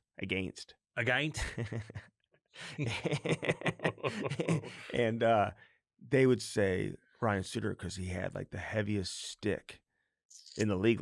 He'd put a stick on top of your stick and you couldn't. Yeah. So he always had this man strength too, I think, which is what he has now over these kids. It's funny, his uncle Gary. Yeah. Gary Suter. So he wanted when Ryan was really young with the Nashville Predators, Gary was about to retire, and Ryan was like, "Gary, play with me in Nashville. They'll sign you." Da da da. And Gary's like, "Oh, I'll try." And his body just could not handle it. So Ryan was going to play with his uncle Gary for at least a year. They were going to try to sign Gary Suter. That's what he said in his interview. That would have been cool. Wouldn't that be awesome? Yeah. Play with your uncle, who's basically like your dad. Like you both, right. You guys are so close. So Bob Suter, we talked about him before. Yeah. What this guy meant, to his local community and stuff like that. That family's awesome. I know. So I really like Ryan. Can I say this about Ryan Suter real quick? And I've told his agent this recently. His reputation of who he was prior to coming here was so opposite versus how he's been. I completely agree. And I'm not going to sit here and say everyone else is lying and he wasn't. Maybe didn't ruffle some feathers or rub some people the wrong way. Not those guys in previous stops, whether it was Nashville or Minnesota or whatever. Yeah. And he's 40 years old and maybe he's just calmed down and chilled out and whatever. But I'll tell you this, he's one of my favorite people that I've been around in a long time. I can talk to him about anything from youth hockey to whatever. Always has time. Yep. He's not around a lot. No, he'll hide from no doubt. He's not hanging out at his stall after every practice. No. But when you catch him walking out and he's got 3 boxes of food with him, he'll stop and chat with you and stuff. Yeah. So, I just think maybe he was a little misunderstood possibly when he was younger, talking to people who know him really well. Tony Herkus is another guy, dude, who was down here. They were hanging out they were going to go out for dinner after the game the other night. And you talk to some of those people and they're like, this guy's fucking awesome. He's always been that way. But sometimes there's a lot that is expected out of veteran guys in a dressing room and with an organization, especially with guys that are making a lot of money. They expect you to be this mentor. They expect you to be the guy that's, on off nights between games, you're out doing shit in the community and doing shit for the organization, doing this and doing that, taking players under their wing, taking them out to dinner, and I just get the impression from talk, maybe that wasn't his style. He kind of did his own thing with his family and stuff like that. So maybe it was read the wrong way, but you can't argue this guy doesn't always come to play.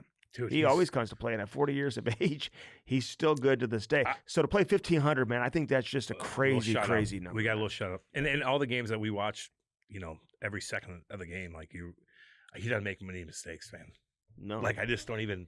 He just does his thing. It's really and he's incredible. probably slowed down a little bit. Like, fine. like he's not gonna when he gets the puck on a stick in the offensive end when he's deep in the zone. Like he's not gonna wheel around like Broberg and one of these guys. You know what I mean? did that the other night. He Looked did. pretty damn he good. did. I gave like, him the first star. So he's got a little bit of heavy legs maybe compared to what he used to. He's But in terms of smooth. being in the right position He's smooth, and dude. anticipating, He's like, I might play another year. He's like, he wants his kids to be able to understand what he's doing. Yeah, now. I know. And if I'm a guy like him, he can play till he's like 45. Like he's just one of those has guys. that. But if I'm him, you got all the money.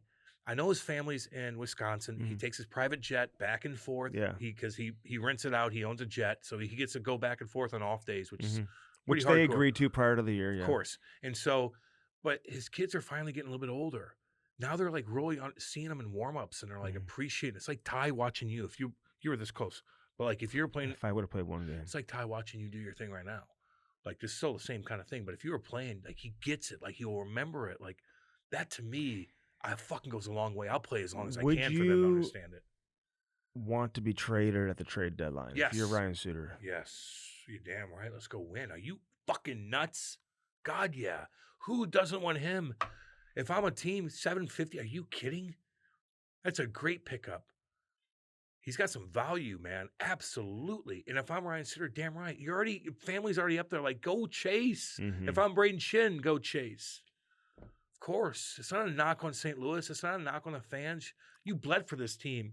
Braden Shin, you had that freaking assist or that nice goal, the third goal in the game 7.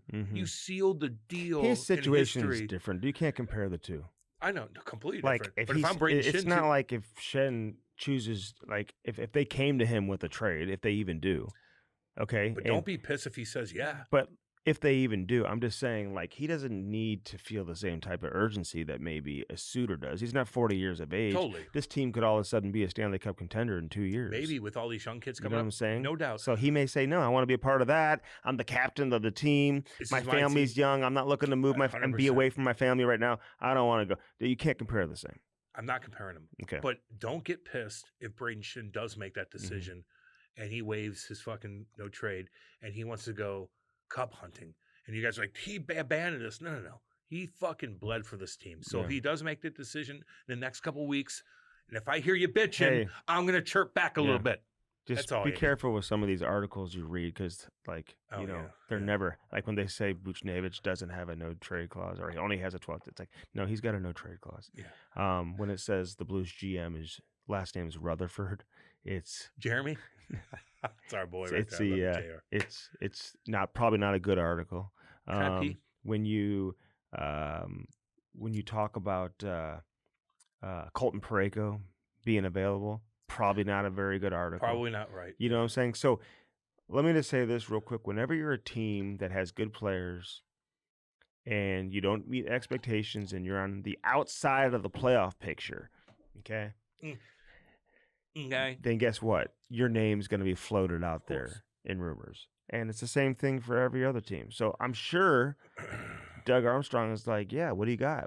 I mean, what do you want? What are you going to give me? Yeah. You know? Yeah. And then I'm sure there's a handful of players on the team that would be considered untouchables. And I would see the guys that I would think that would be on the list that maybe get traded would be like a Sundqvist to a Falk to a Shin Foxa. to a Foxa. Oh, he's great, by the way. Mm-hmm. He'll win your draws. To who am I thinking? I like Foxa too. Like, to Suter. But other than that, I don't Fox is a guy. Yeah, Letty. Letty. Yep. You know Falk. Yeah, I said that. You did. Open your, I turn your wasn't hearing up. listening to everything you Turn were your hearing saying up. there. It's all good. You know, I'm sure there's we're missing out on some guys. Obviously, I mean, you know, you want a Maybe Toropchenko, Joseph. or Joseph. Who won before, Yeah, no, there's a lot of players that could be on the move, and we'll see. I don't see Doug looking to part with too many of their young prospects. I think they've gotten themselves on a path that they're going to stick to. Now, they also realize the challenges that come with signing guys in free agency. Like St. Louis is a hard place to get big-time free agents. Yeah, I remember people talking about like, hey, they just do this, they do that, and now Mitch Marner's going to be available, and they're going to sign him. Like, it doesn't work that way. So I think they're realistic in terms of the ability to attract big-time free agents. So the best route to do that, obviously, is the draft, but is in trade. So if you're able to put together a hockey trade that makes a team better, and you got a guy with term left on his deal, or that you're going to be able to sign, or that's those are different unforeseen situations when you talk about hockey trades. You know what I mean? Yeah. But yeah, there's a handful of guys that I'm sure you'd consider untouchable. And if you're Doug Armstrong, why wouldn't you listen on everything? I will say this. I am sick of the winter in Missouri right now. It's been kind of crazy. Like, it really has. Oh, I think it feels great. I like wintertime, man. But my house gets really hot and it gets really cold. But it's been really cold in Missouri. So now I'm craving fucking springtime, baby. I'm craving. What am I craving? Getting on that river, baby. What am I craving? Probably because I usually go on some float trips and stuff like that. Get harassed by the Hoosiers. I'm craving tornado season is what I'm craving. I can't wait. There's going to be some tornadoes down in Dixie Alley coming up here this week. We're going to get some ice in Missouri. It's been really, really cold. Are we getting bad weather this week? We're getting bad weather this week. It smelled like snow yesterday. I think this is going to be a psycho fucking spring, too. Because it's been hardcore winter in St. Louis. Right. So now it's going to come up with... No, you're trying to scare everybody. That's how it goes. So now I think in the springtime, there's going to be a lot of tornadoes. You don't have to try to scare tornadoes. Alarm everyone. No one's scared. I'm just letting them know. You're trying to... He's the predictor. He does I love everything. when those storms come in. You can see them come in, man. I love it. So... But you're right about the house being like way too hot or way cold. I can't get the right. I don't know. Mine's so open, man. Like, God, if I have a little Do you have different breeze, zones of heating? Yeah, okay. of course. Just making sure. I mean, Jesus, Andy. What'd you eat yesterday? Oh God, we made nice dip, weenies. We had chicken wings from a local restaurant. We had nachos. We had Kate made like little Patrick Mahomes face cookies. Were you going for the Chiefs? They love the Chiefs. They love the Chiefs. So all these like cute cookies of Patrick Mahomes' face and Kelsey. We had a Kelsey cake. Yeah. Did you see that? No, I didn't. She's too busy sending me pictures of you speeding. What were the pictures looking like? I'll show you. Like I'm always under control. I worry. It's all good. Like I got my problems. Like we all know that. It's fine. But I feel like she really will hear. Oh my word. And this is our little thing, but I go, it has to stop. So I know. Let me see the pictures.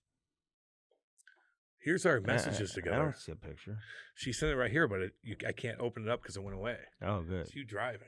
What am I doing? Am I like this? Oh, I had the phone in my hand? Yeah. No way. Yeah, you did. I don't think so. I swear to God, why would she send me that? Just so you know, she's sending me the stuff with Kate involved. Huh. Well, you drive. It's damn, boy. Damn, I don't know. Damn, I know. Man. Well, you know what? You're like a 16-year-old girl. I hadn't gotten pulled. That's what 16-year-old girls do. No. They can't stop getting on their phone, and they drive that way. Mm-hmm. You're like that, and your daughters are watching you. Okay. And eventually, they're going to have their license that too. Does not have to be that deep. Chloe's like going to get her that. license, and she's looking at her daddy. Mm-hmm. Oh God. Like juggling things. She's like, well, they know you're not supposed to do that. I could do that. No, she knows you're not supposed to do that. It's all good.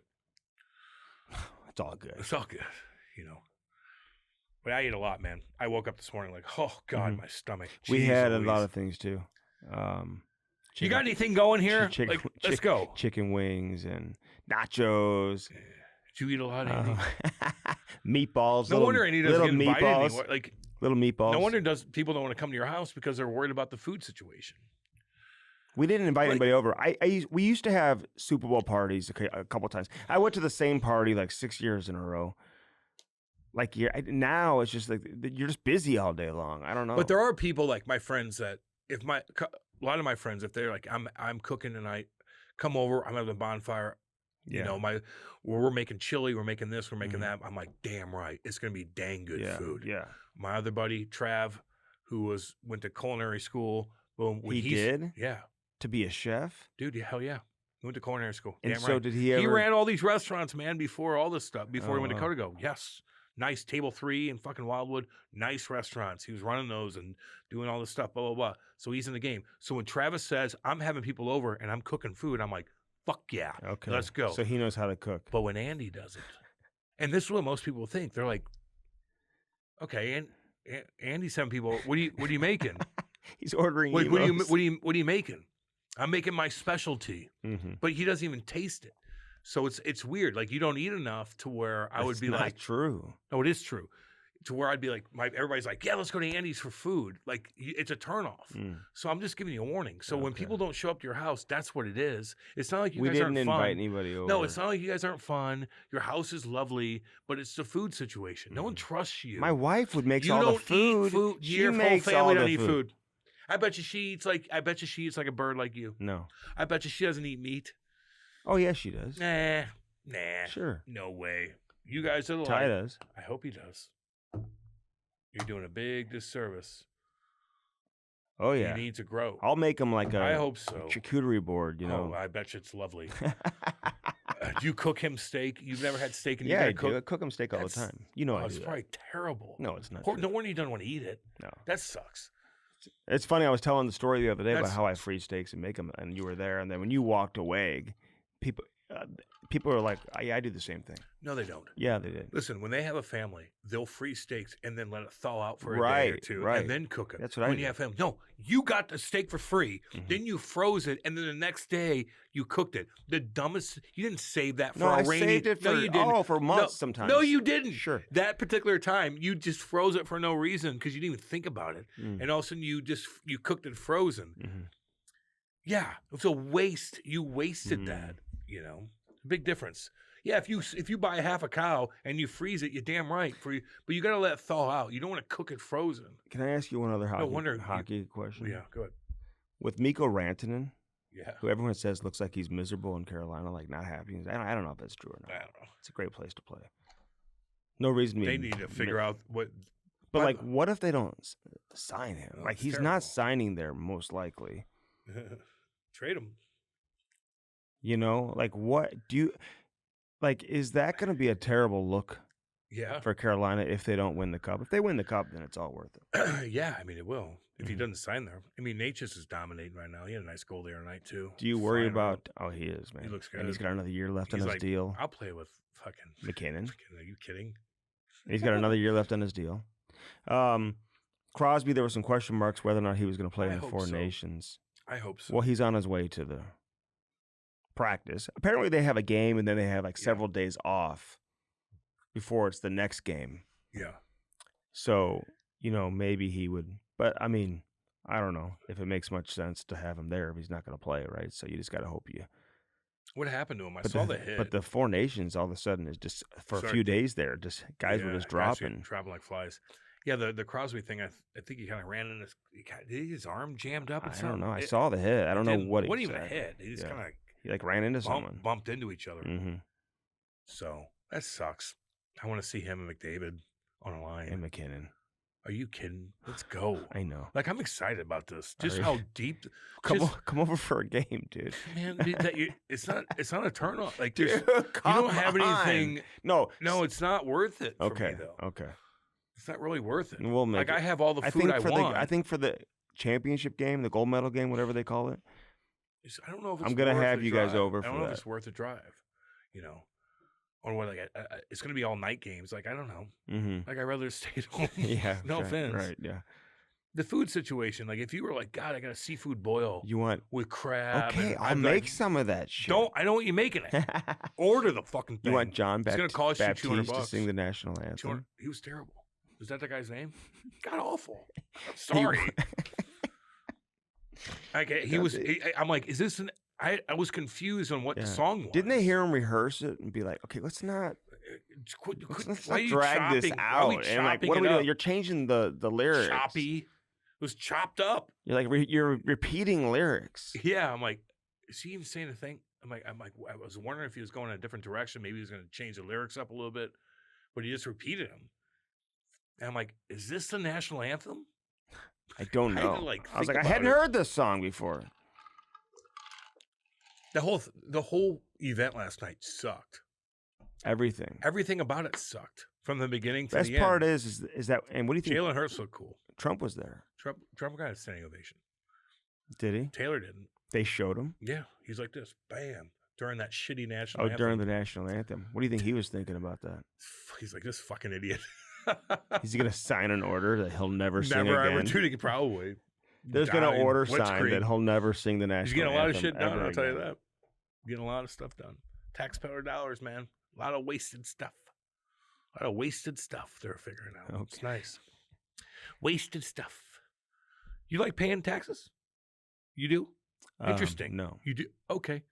Do you like wasted money going for your taxes? No. No, okay. I'm just asking.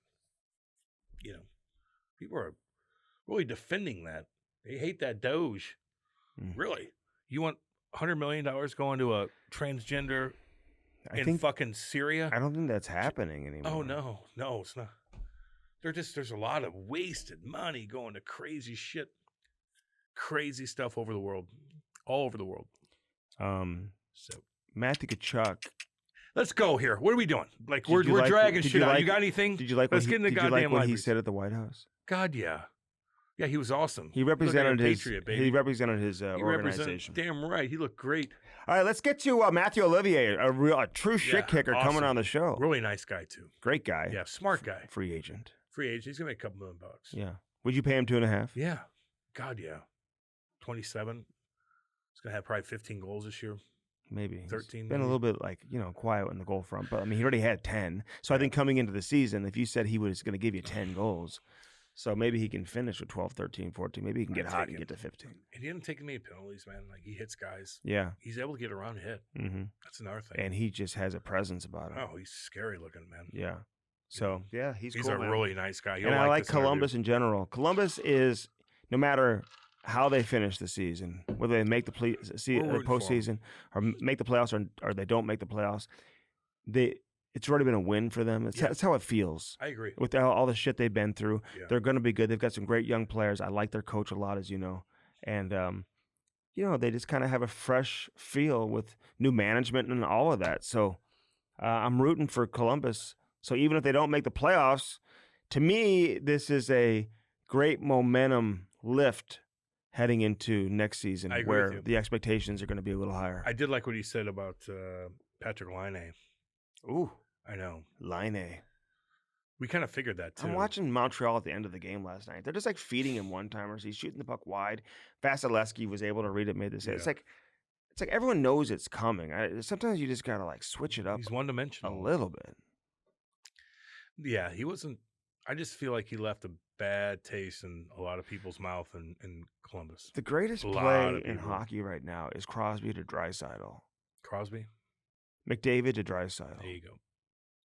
It's like when you look at Draisaitl, who just stands on the wall almost. And he'll fuck pucks up too. Like he'll miss a net by 2 feet, and all of a sudden he'll figure it out and then boom. But everyone knows it's coming.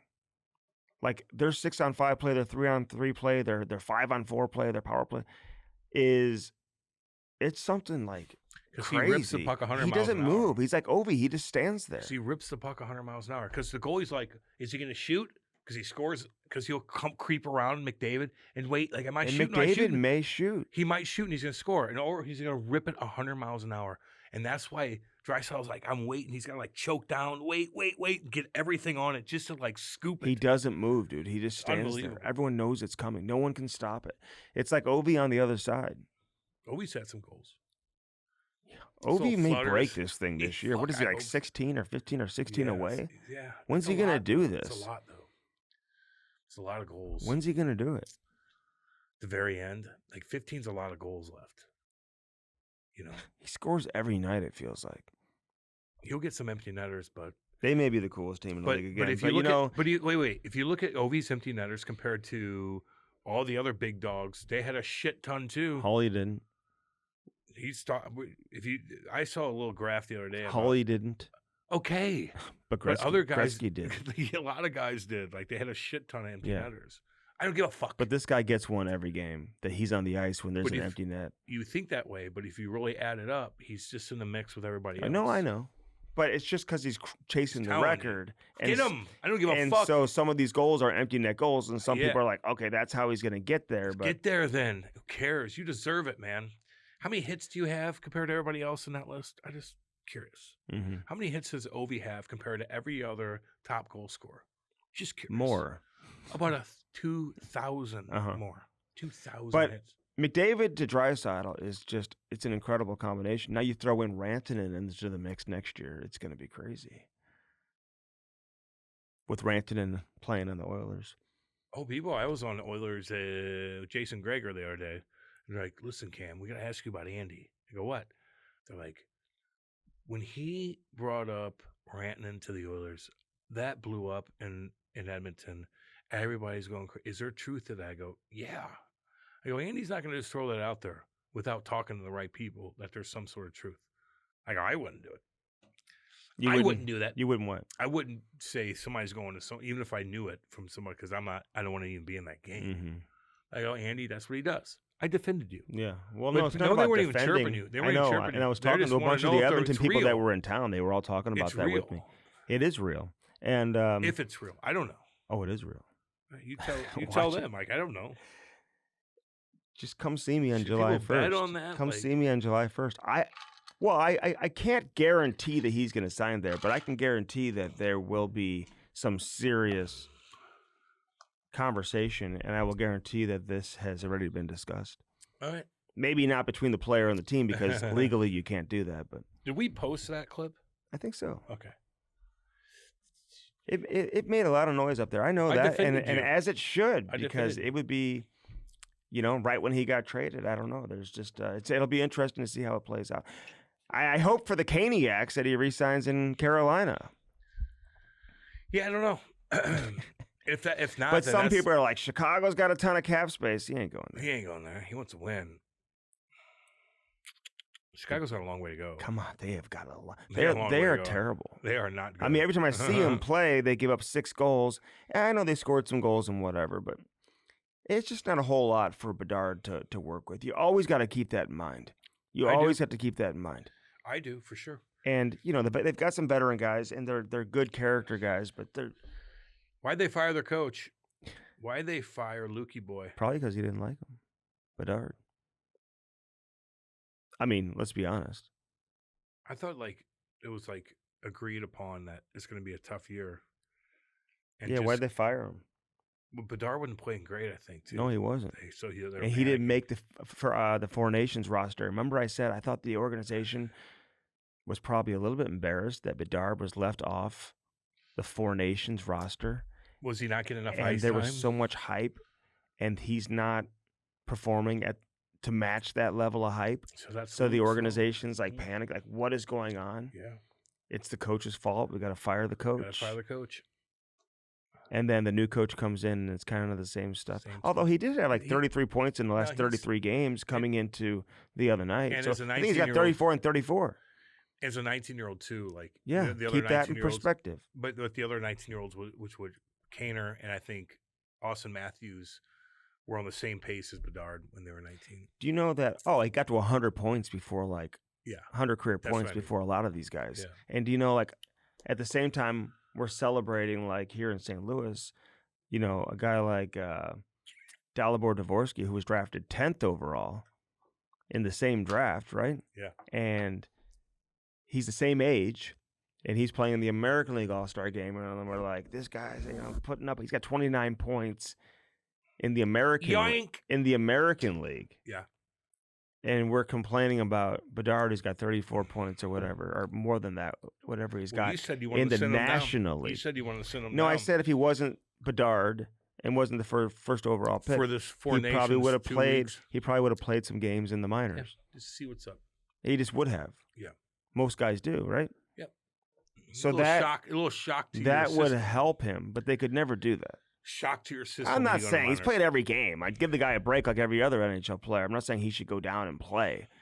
But I do feel like you put him in some games against, it's just only going to just ignite his confidence, which I just think going by the body language, Cam, I could be wrong. It just looks like he's not playing with a ton of enthusiasm. You know what I mean? Do you agree with me or disagree? No, I do. Okay, making sure. We've talked about it for the past fucking 2 hours. Okay, firstform.com/Cam and Strick brings us the Cam and Strick podcast each and every week. Here on all platforms, man, including YouTube. Hey, send us that receipt, man. You guys buy an order, or place an order, send it to us, screenshot it, and then you'll be automatically placed into a drawing, and you'll receive a First Form package. How nice would that be? Get everything from First Form, man. You can get vitamins, your multivitamins, daily vitamin take. That's what I take. And then you get the protein powder, obviously, the protein bars. Get these Pro Bars, which are absolutely incredible. They've got this new flavor, this peanut butter chocolate chip, which is unreal. These protein sticks, 20 grams of protein in those. Makes you horny. Is that true? Yes. Protein does. Sometimes you just need to be horny. Yeah.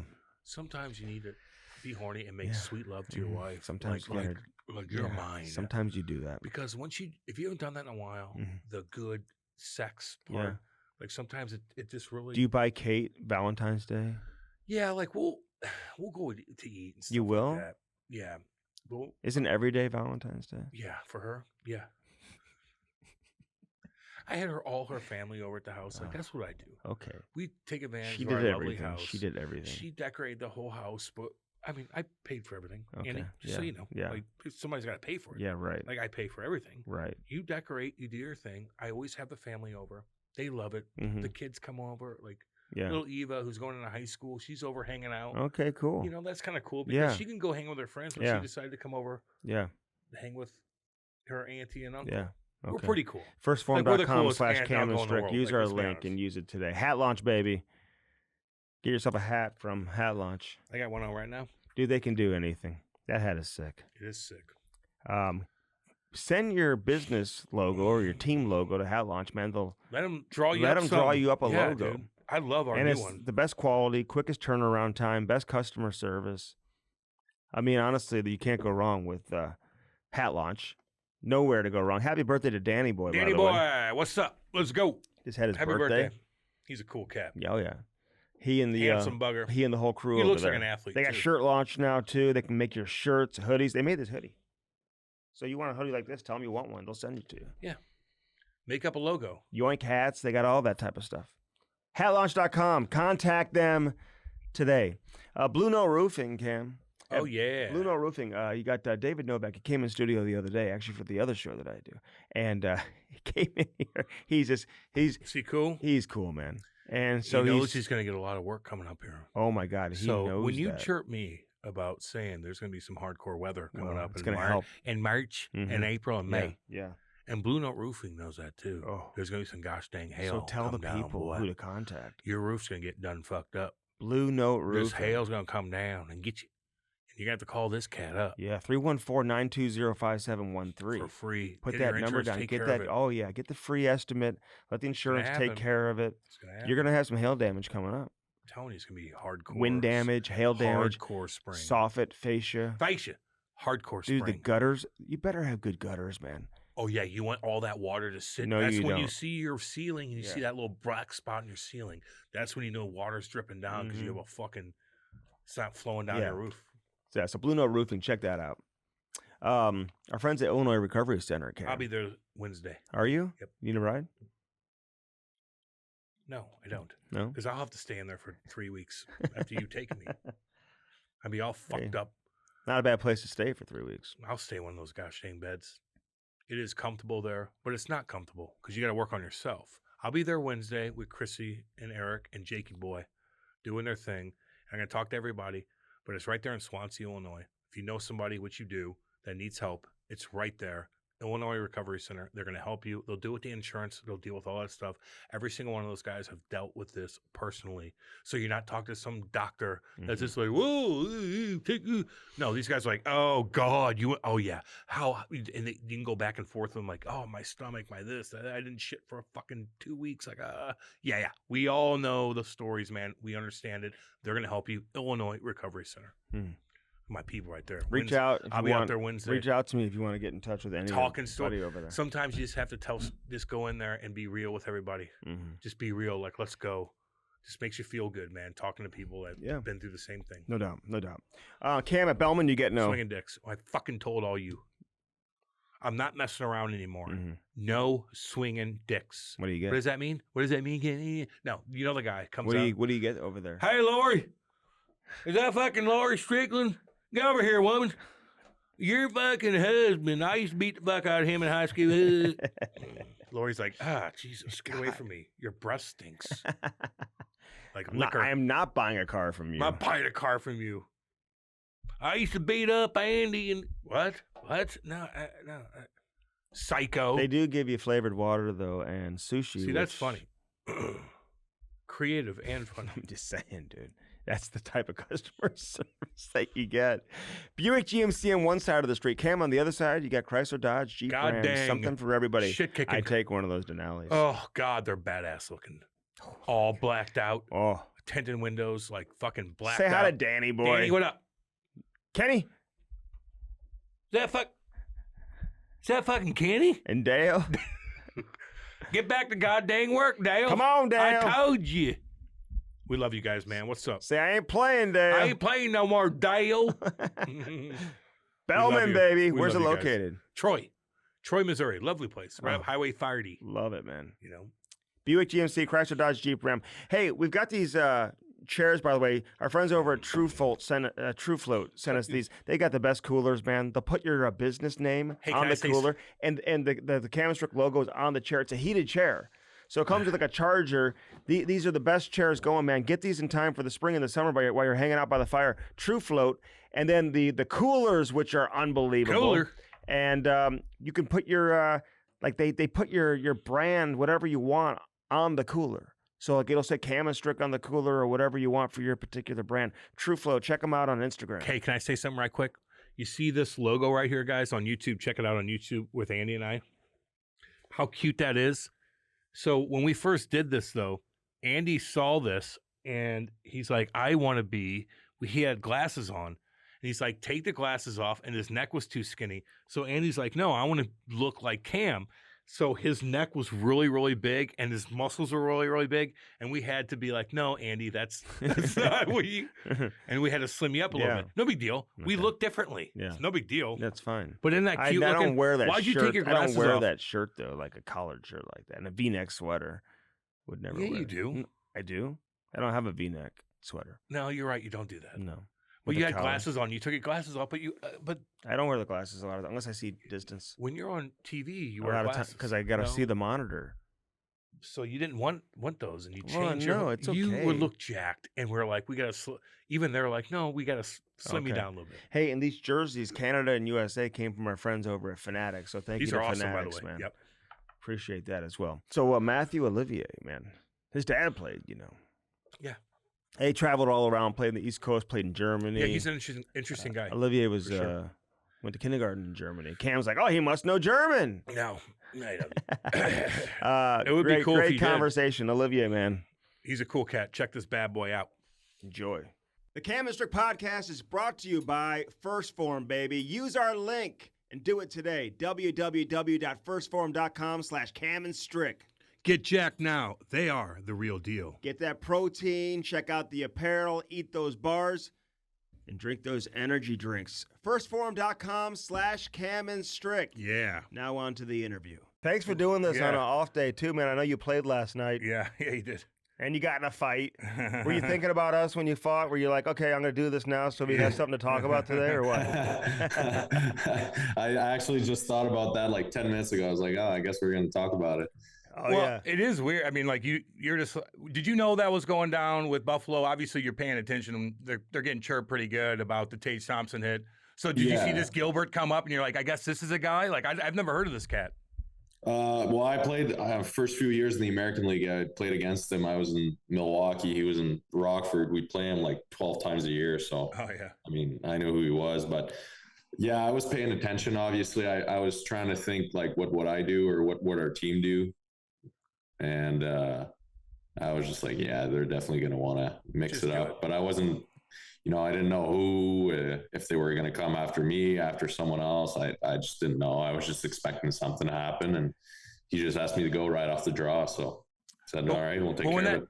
When that happens, though, like you look at their lineup, you're like, okay, like Jody Shelley's not over there. You know what I mean? So you're like, bring it on. I'll pay the piper and settle everything down, and we'll just play hockey. Yeah, that's why I told the boys before the game. I said, if anything happens, I'll take care of it, boys. Let's just go play our game. So of course you did.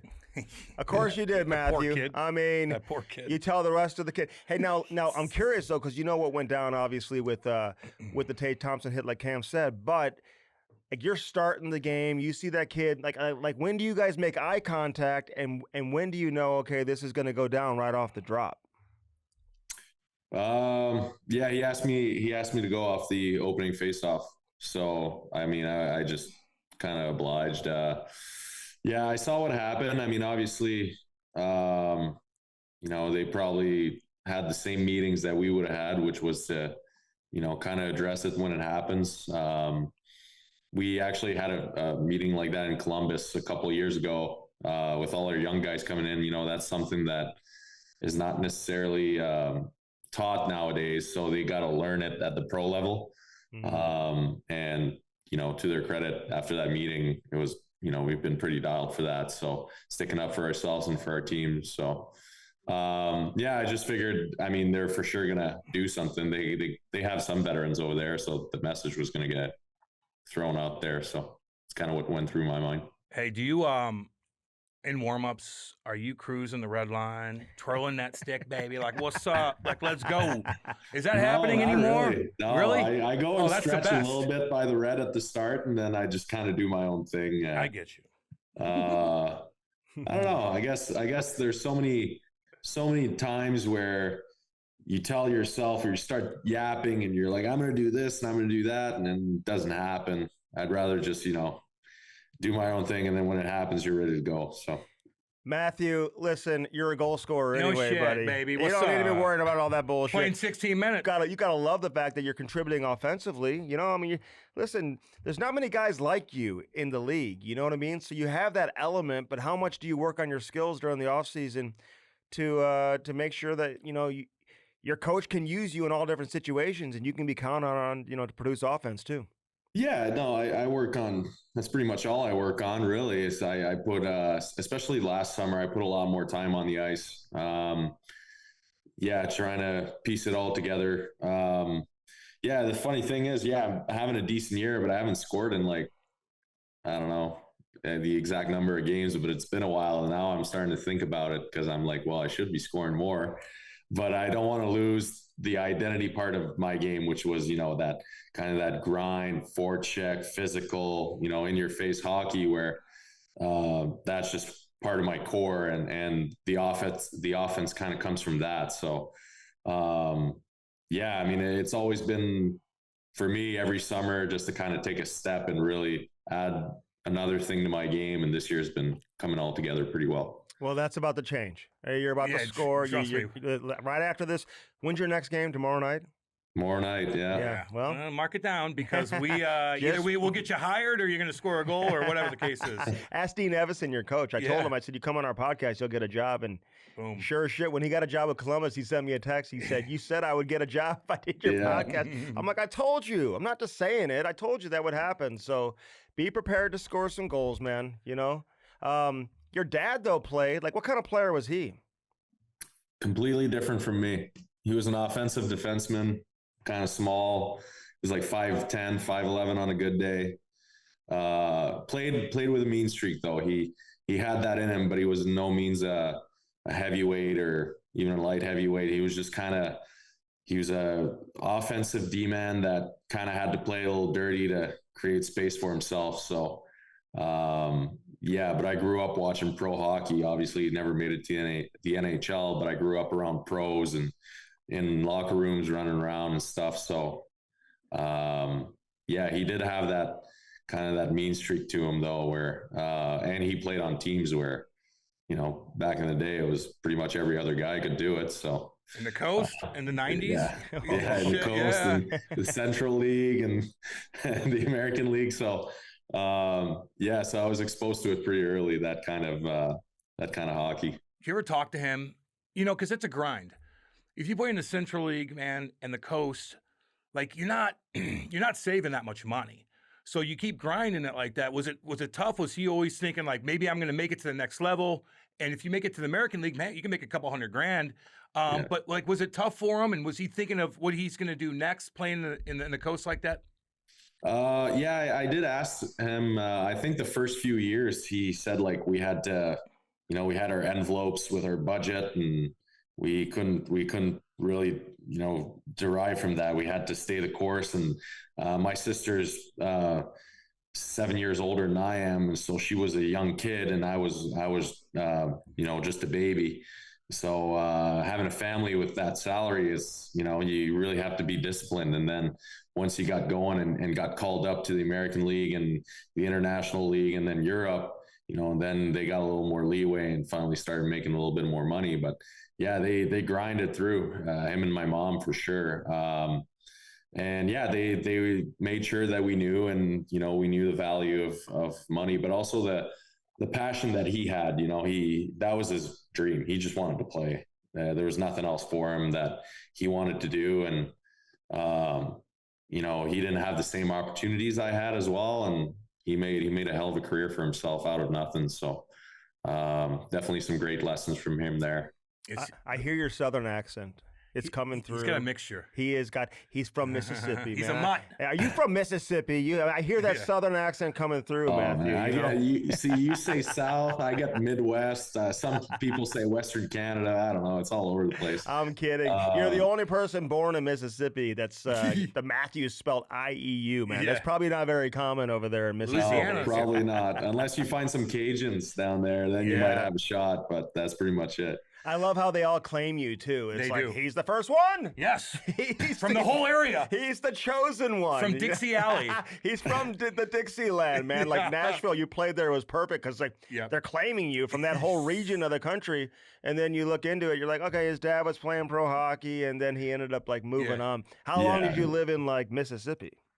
Yeah, we're French Canadian, so we're all based out of Quebec City. So that's all a sham. But no, I mean, I was born there, and then we lived in Oklahoma City, Houston. So we were down south for most of my dad's career. So and then Germany a couple of years. But the whole family's French Canadian. We're all from there. We all speak French. So that's I would say I was born in Mississippi, but I'm from Quebec. Your English is perfect. It's damn good, man. Cam wants you to do the interview in German. Oh yeah, I was gonna say, can you speak German though? Like, can you get by? I used to. When I was a kid, I did kindergarten, but it's all gone now. It's gone. You ain't going over there. You're not chirping dry. I tried that Duolingo stuff and it works. I still got it, but that's all I can do. Your mom and dad though, because they get the grind, and especially your dad, both of them, because they're in it together, man. Does he watch you play? Do they both watch you play? I'm like, God damn, this is fucking awesome. And they're like, you got 10 goals. Yeah. Contract's up. Like you're doing center ice tilts. You're doing pretty damn good, man. They must be ecstatic. They watch every second of every game. Yeah, I think so. Well, my dad coaches. He coaches Junior A in the Maritimes. So they're an hour ahead there from Columbus. So I know that he coaches his game, and then as soon as he's done, he goes in the office, turns on the TV, watches our third period. So he watches as much as he can. My mom tunes in every game as well. And they think it's awesome because obviously they've been through the grind themselves. But even for me as a young player growing up, I wasn't really highly scouted, highly touted, wasn't really supposed to make the NHL, let alone pro. So the way it all played out, it's definitely a fun story for them because they put in a lot of time for my dad's career, but for mine as well.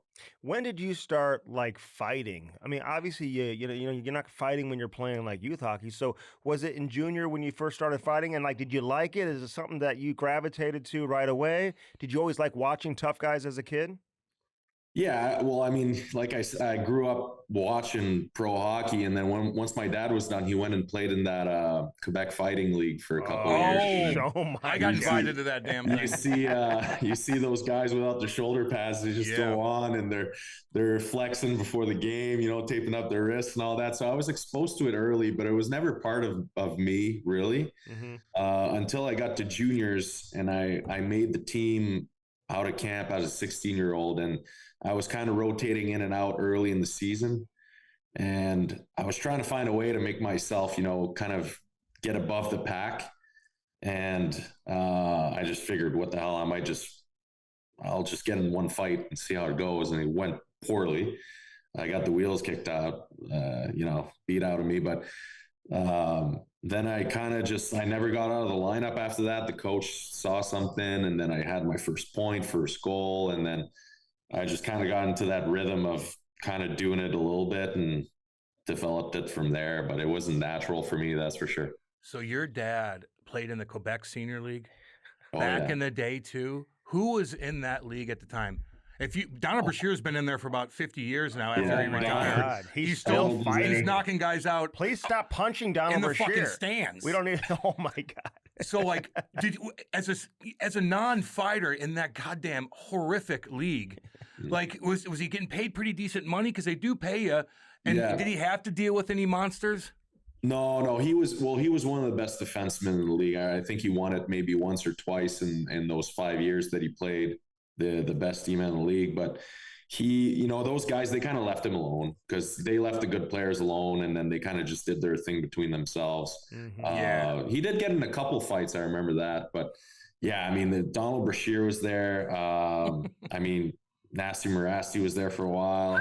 Joel Theriault. Oh, I mean, I'm forgetting so many, but yeah, they were like two complete lines that were just there for tilts. So yeah, it was definitely a show. I remember that it being a fun show to go to because you see some good hockey. There were some really good players, especially that lockout year. A lot of players came back and played there. He always says they had kind of an American League caliber team that year. So. It was good hockey at the time. There was just like some meatheads there. I bet. Man, I bet. Monsters. Hey, so who found you? I mean, you're undrafted, right? Milwaukee signed you. Was it an NHL deal or an American League deal? Your first contract? American League deal. Yeah. So the scout his name is JP Gloud. He drafted me in Moncton, then got the job in Nashville, and then got a couple invites as a rookie camp. Invite, and then got the AHL contract after that, my 20-year-old junior year. But JP was the one scout that really kind of saw something in me, and like they say, you only need one guy to like you, right? And then you're in. So that was kind of how it developed. So you mean they saw something in you? The 6'2", 230-pound guy that has pretty good hands, that's jacked, that can beat people up and score goals. Good for them.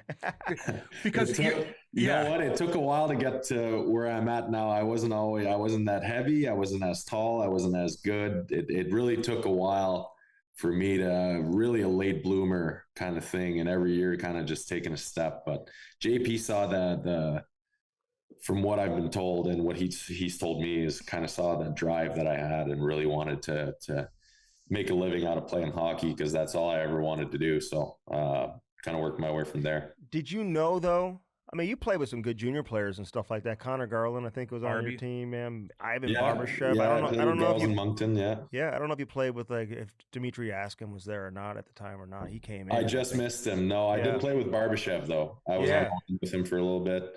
In Shawinigan, I played with Anthony Beauvillier. Yeah, I saw that. Bedard. So yeah, I'm Simon Benoit was on that team as a young guy. So we had some really good teams in Shawinigan and Moncton. Were you thinking though, like when you're and maybe not those guys? I mean, Barbie obviously a second round pick, and some of these guys are high picks. But were you thinking like I'm good enough to make it? Like, did you always know? Like, even before you signed your deal, like, did you carry confidence that you could play at the highest level, or are you just kind of unsure because you weren't drafted and it just took a little while for you to get noticed? I'd say I was always sure I was going to play pro. I believed pro. NHL, I knew was going to be a grind, and it turned out to not be as much of a grind as I thought it would be. Like in my mind, I had made up my mind that I was going to grind for 5, 6 years, 7 years before I'd get a shot, right? Kind of like that long shot thing. But I ended up getting called up my second year, which I didn't expect at all. But no, I thought I was going to play pro. I knew I was going to be at least an American League player. And then I kind of saw how I was doing in camp and how my game translated from junior to pro kind of seamlessly. And then I started thinking, okay, I have a shot here. So what was it like?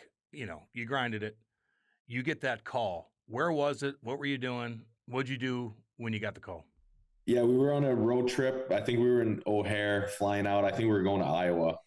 Flying private, flying commercial to Iowa, Southwest C-27 seat, right in the middle. Yep, C-class.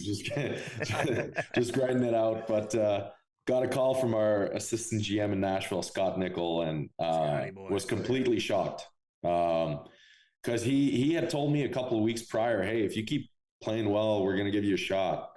And I remember just thinking, yeah, right. Like, there's no way.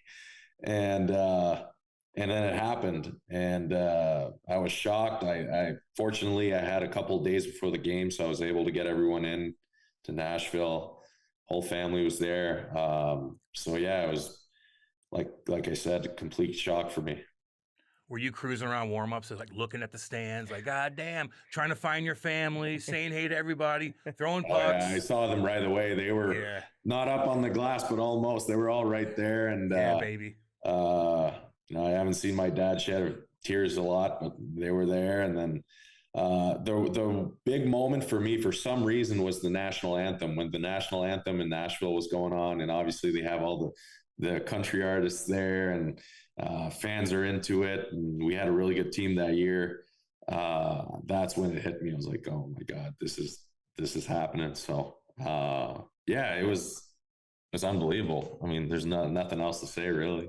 Hey, how was that Tanner Jeannot when you first saw him for the first time? Because you played with him in the minors, right? Did you know he'd be tough, like, and he'd go on to make a career in the NHL? Like, did you know that right off the bat? There was no question in my mind. It was so fun, actually, because we were playing on the same line, and Jeaner is kind of like a very similar player to me, but he's a lefty. Yeah. So whatever corner it was going to, we were getting it. It didn't matter, right? So it was really.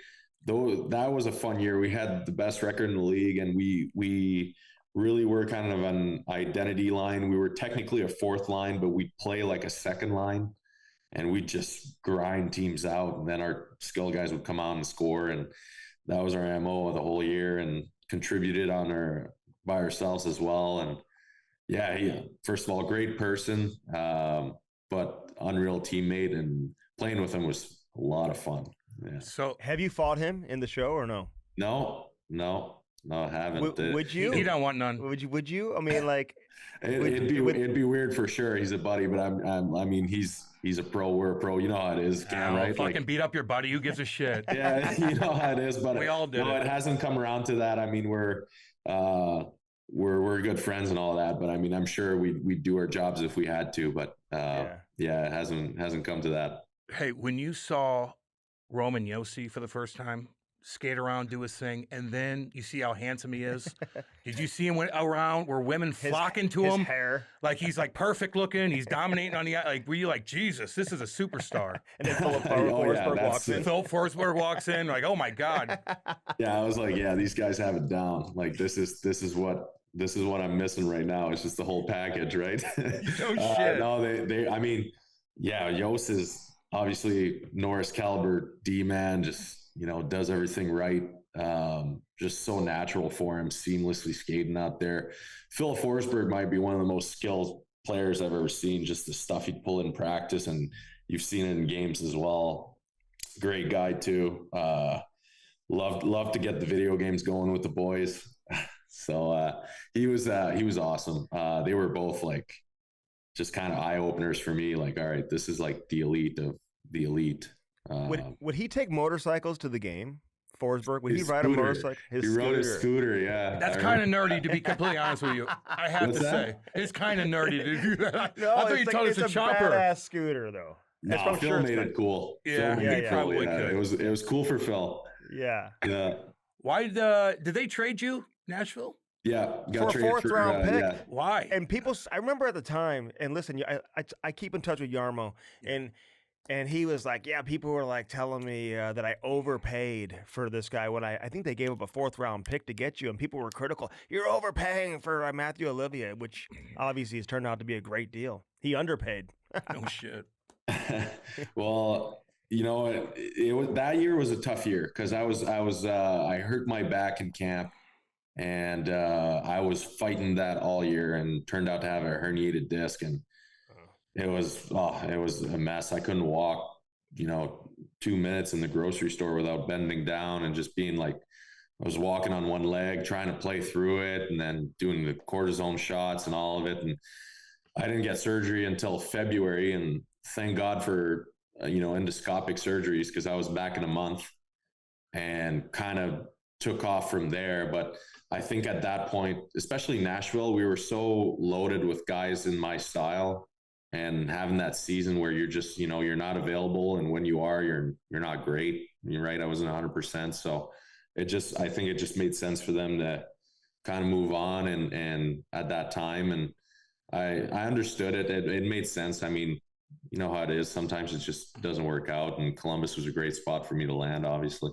Did you know anything about Columbus? And when you got there, we're like, this is a pretty cool town. I mean, it's relatively cheap. Yeah, crime's not great too bad. College town. Ohio State's dude. there, so a lot of action with that. But kind of a great city for everyone, right? You got the young guys, they got Ohio State, so they can, whenever they get a night out, they can have some fun. But then the families, you get great suburb areas, there's 2 or 3 that the guys all settled in, and a lot of guys stay after the career, and you understand why. It's just it's a great area for families, and the fans are passionate. The last 2 years, we were not even close to being in the mix, and the building was still full. So that just tells you everything you need to know right there. Yep. So yeah, I didn't know much. I always tell people, growing up in Quebec, all you hear about is the Habs, and then how much you hate the Leafs, basically. But you don't hear anything about Columbus. So I was extremely surprised. Listen, how close is your team? You can ask Cam, man. You guys were here a few weeks ago. I was working the game, and I'm like, I love this Columbus team. You guys just feel different this year. You carry a different swagger than maybe you have in the past. You've got good players.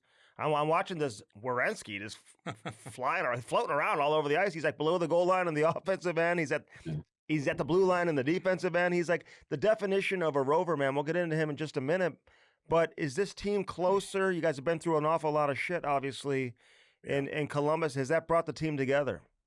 Oh yeah, I think so. And you go through something like that, and I think the message from everyone in the organization and the players was perfect, which was, we're gonna go through this as a team. And so whenever the news dropped, of Johnny and Matthew, everyone kind of came to the city as fast as they could, and really kind of got together so that we could, process this together. And, you get Sean Monahan, who's best buddies with Johnny. And then he comes to the team in this kind of setup. It was, he's been doing awesome with all that, and obviously a hard time for him, but yeah, it definitely brings everyone closer. We already had a close group, but I mean, that regardless brings everyone so close. If you go through some stuff like that, it's, I don't wish this on anyone. So, Yeah, they had a tough time in Columbus, man. Even with the Babcock thing, and and the goaltender at Manny's house.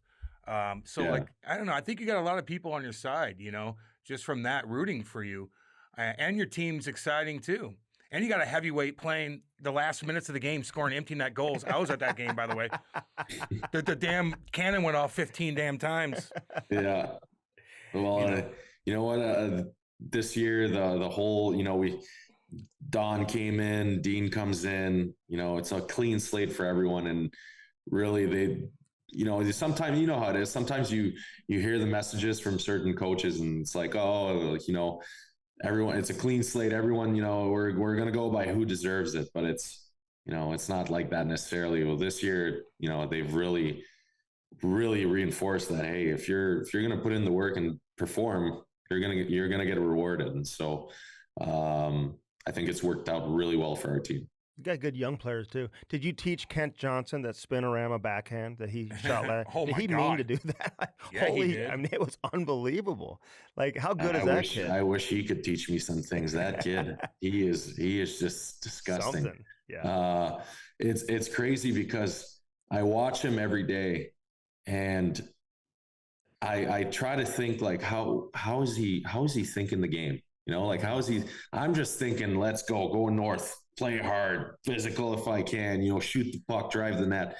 This kid is just so aware of everything on the ice, and tries these plays out of nowhere. And just last night, he's going full speed, just pulls a cane or spinorama right in the top top corner. It's unbelievable to watch. He's, I wish I could, understand how he processes the game. Honestly, it's impressive. And he was a ways away from the net too. It wasn't like he was like right in front of the goalie's face and just, put it upstairs. A hell of a shot, man. I said that early in the year of watching him play the first couple games before he got hurt.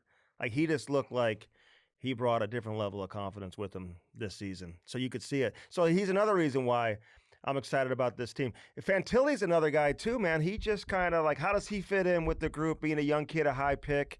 What are you seeing from him? Oh, he's a great kid. I get along with him really well. Everyone likes him. He really has stepped up, especially since Monahan got hurt. He stepped up big time and really kind of fell into that first center slot with our top line. And, I think this year he kind of had a slower start offensively, but he was really dialed in defensively. And now the offense has picked up, but he hasn't let the defense go. Yeah. So he's really like right now he's in a great spot. He's playing great. We were joking around the other day that he was like second forward on the team in blocks.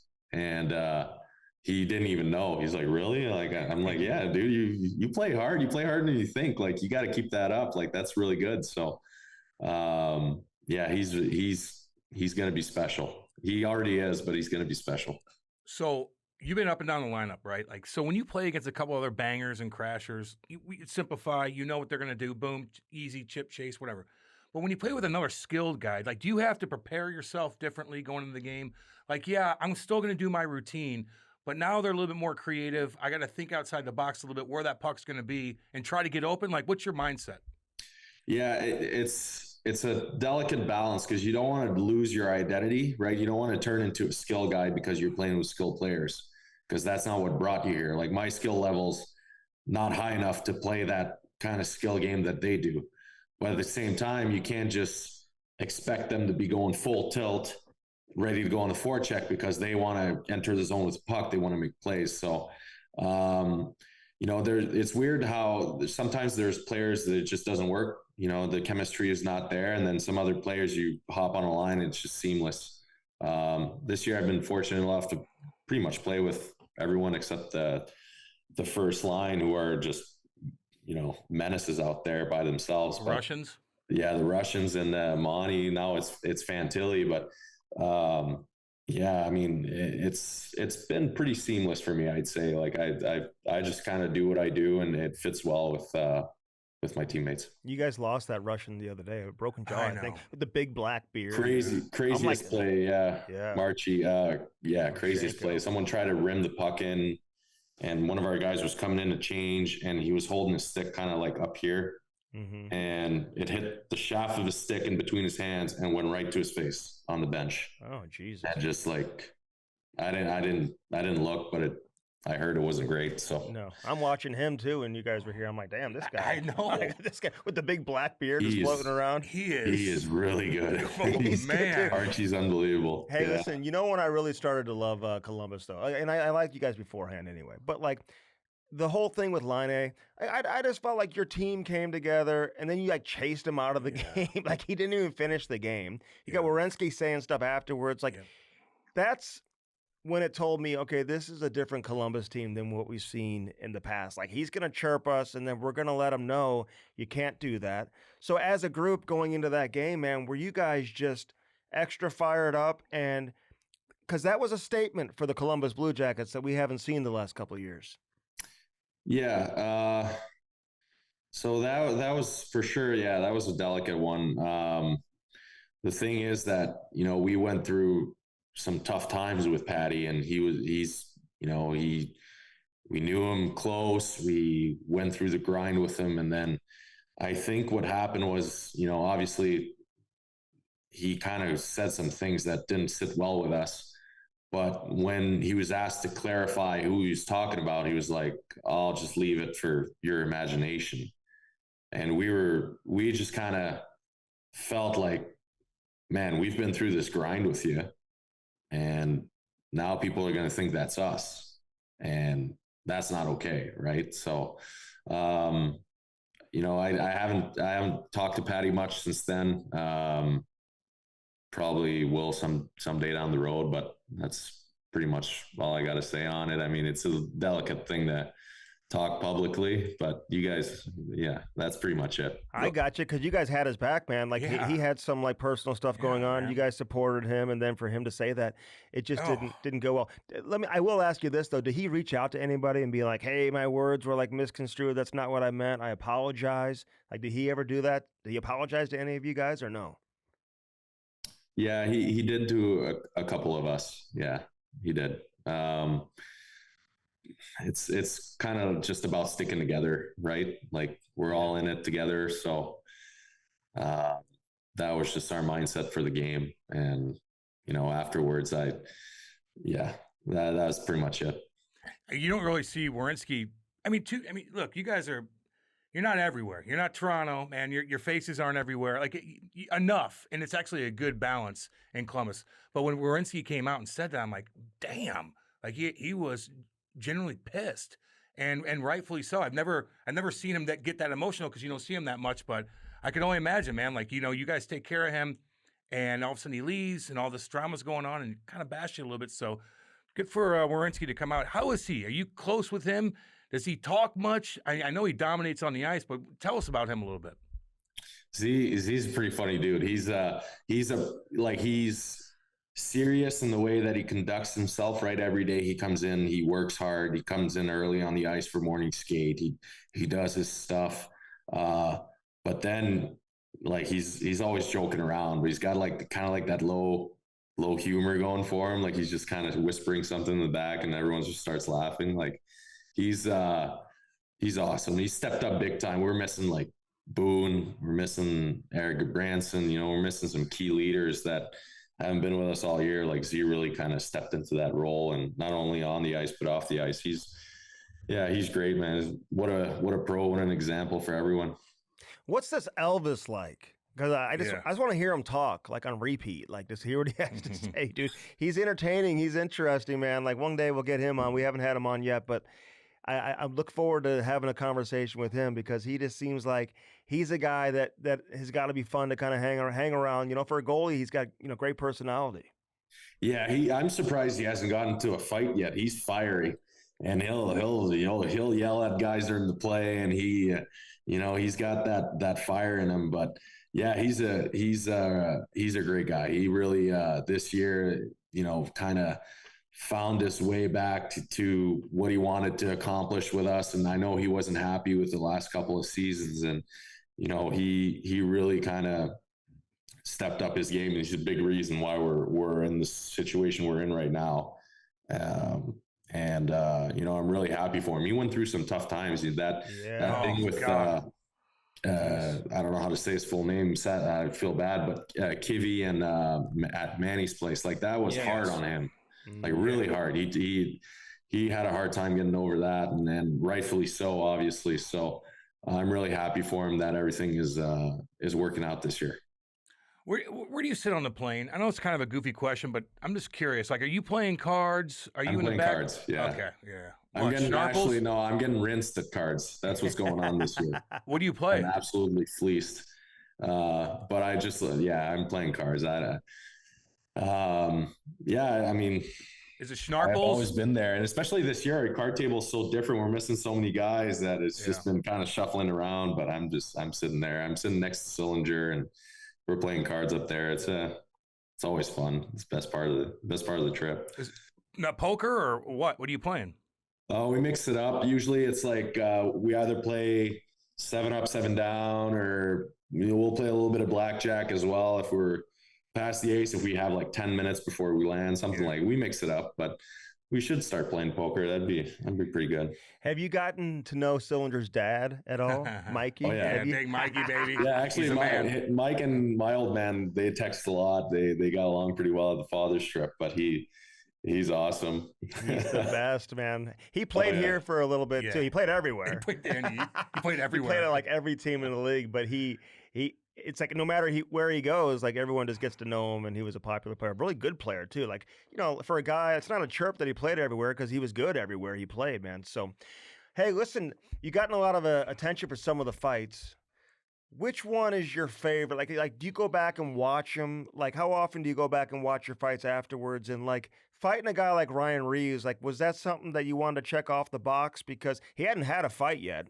So going into that game, did you think this would be the night because it was starting to get some attention that he hadn't fought yet this season prior to that game? You know. Nowadays it's hard. Unless you live under a rock, you kind of see everything go by, right? It's like even when you try to avoid it, you just somehow someone says something and you find a way to figure it out. But I mean, I knew, whenever we got on the ice, we're the third line that night, and then they were listed as the fourth line. And then he hops on, like I knew he was going to look for one. So I mean, I was aware that something about him not getting a lot of someone saying no to him, or a couple of games earlier. I can't remember. Jack did. Yeah, someone turned him down. He pointed to the scoreboard. He said, "Look at the score." Then they lost. 7-3.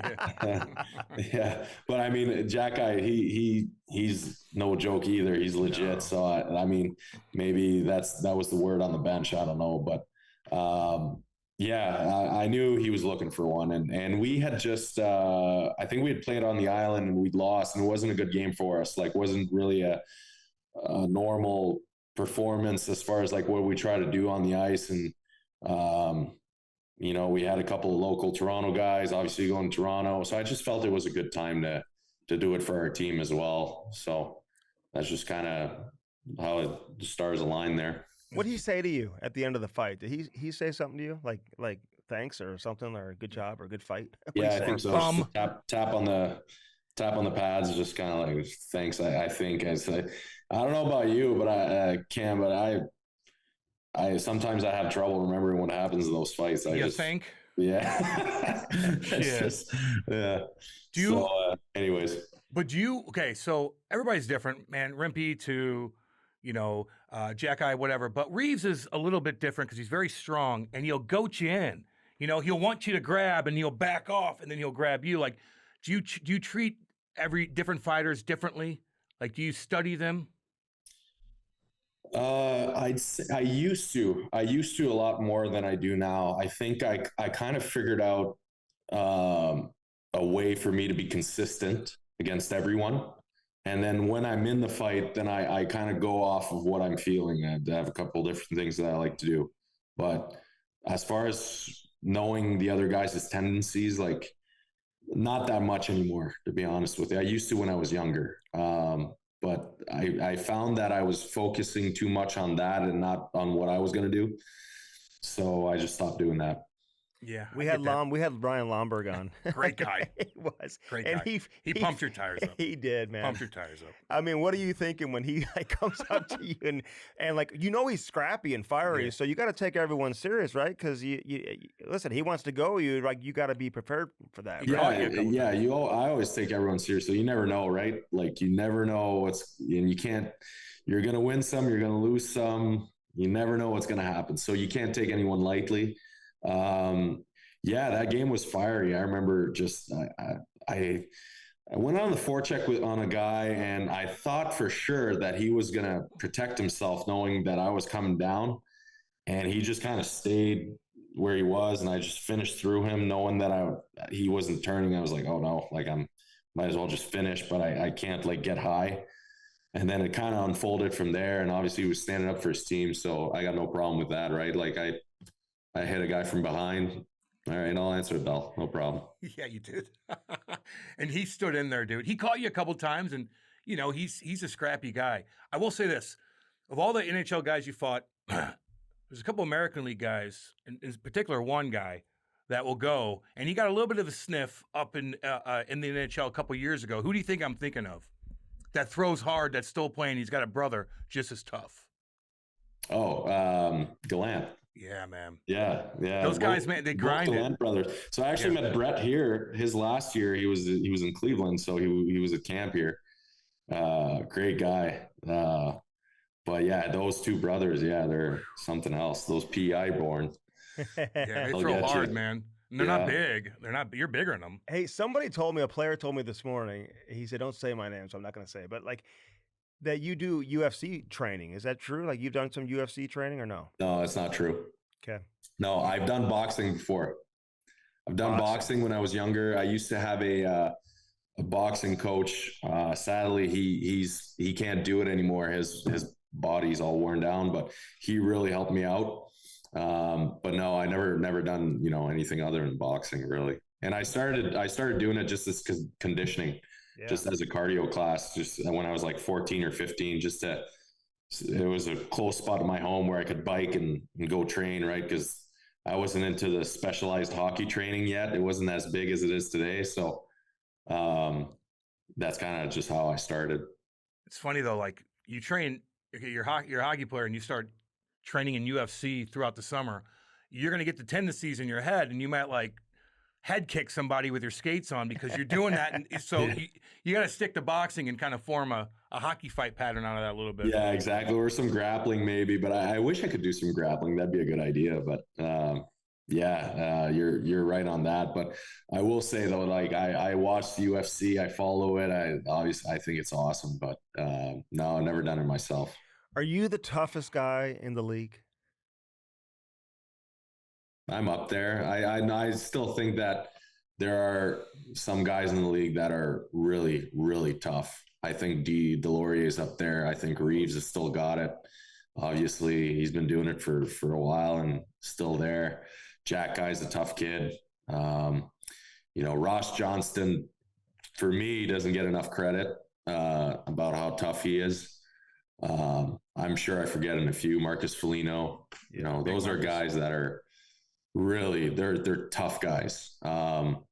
So whenever you can hang with those guys, then yeah, I think you're a tough guy. But those are still there. Yeah. What was the strategy going into a fight with Rempe? And then what did you come out of the fight thinking? Like, because he's so long, I don't know if he's as naturally, has that same type of toughness that maybe you might have, or Reaver, or some of these other guys you're talking about. But he's what, 6'7", 6'8". Like I'm giving up half a foot here, and so no matter the strategy, I just figured I'm gonna eat a few.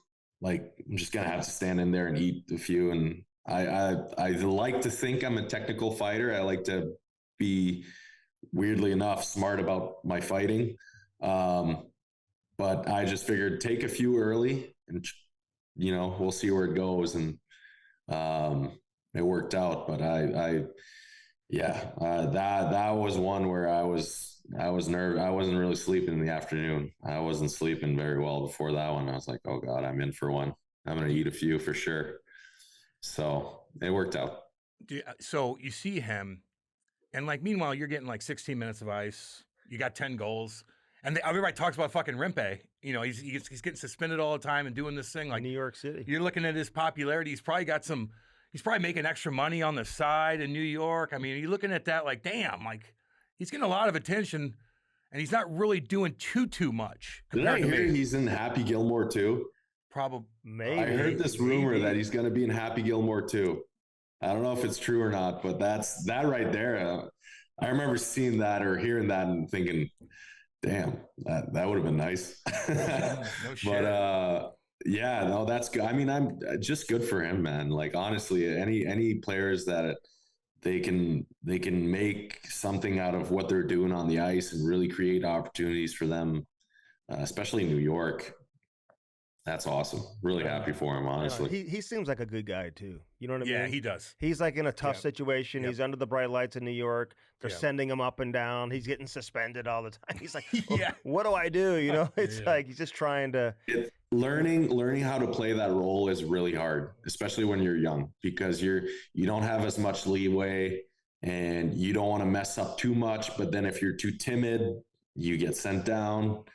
So it's finding that balance that's really hard. And I think it comes as your experience grows, but that's a hard balance to figure out. Yeah. He's on the side of buildings, but he's probably also staying in a 1,000 square foot apartment.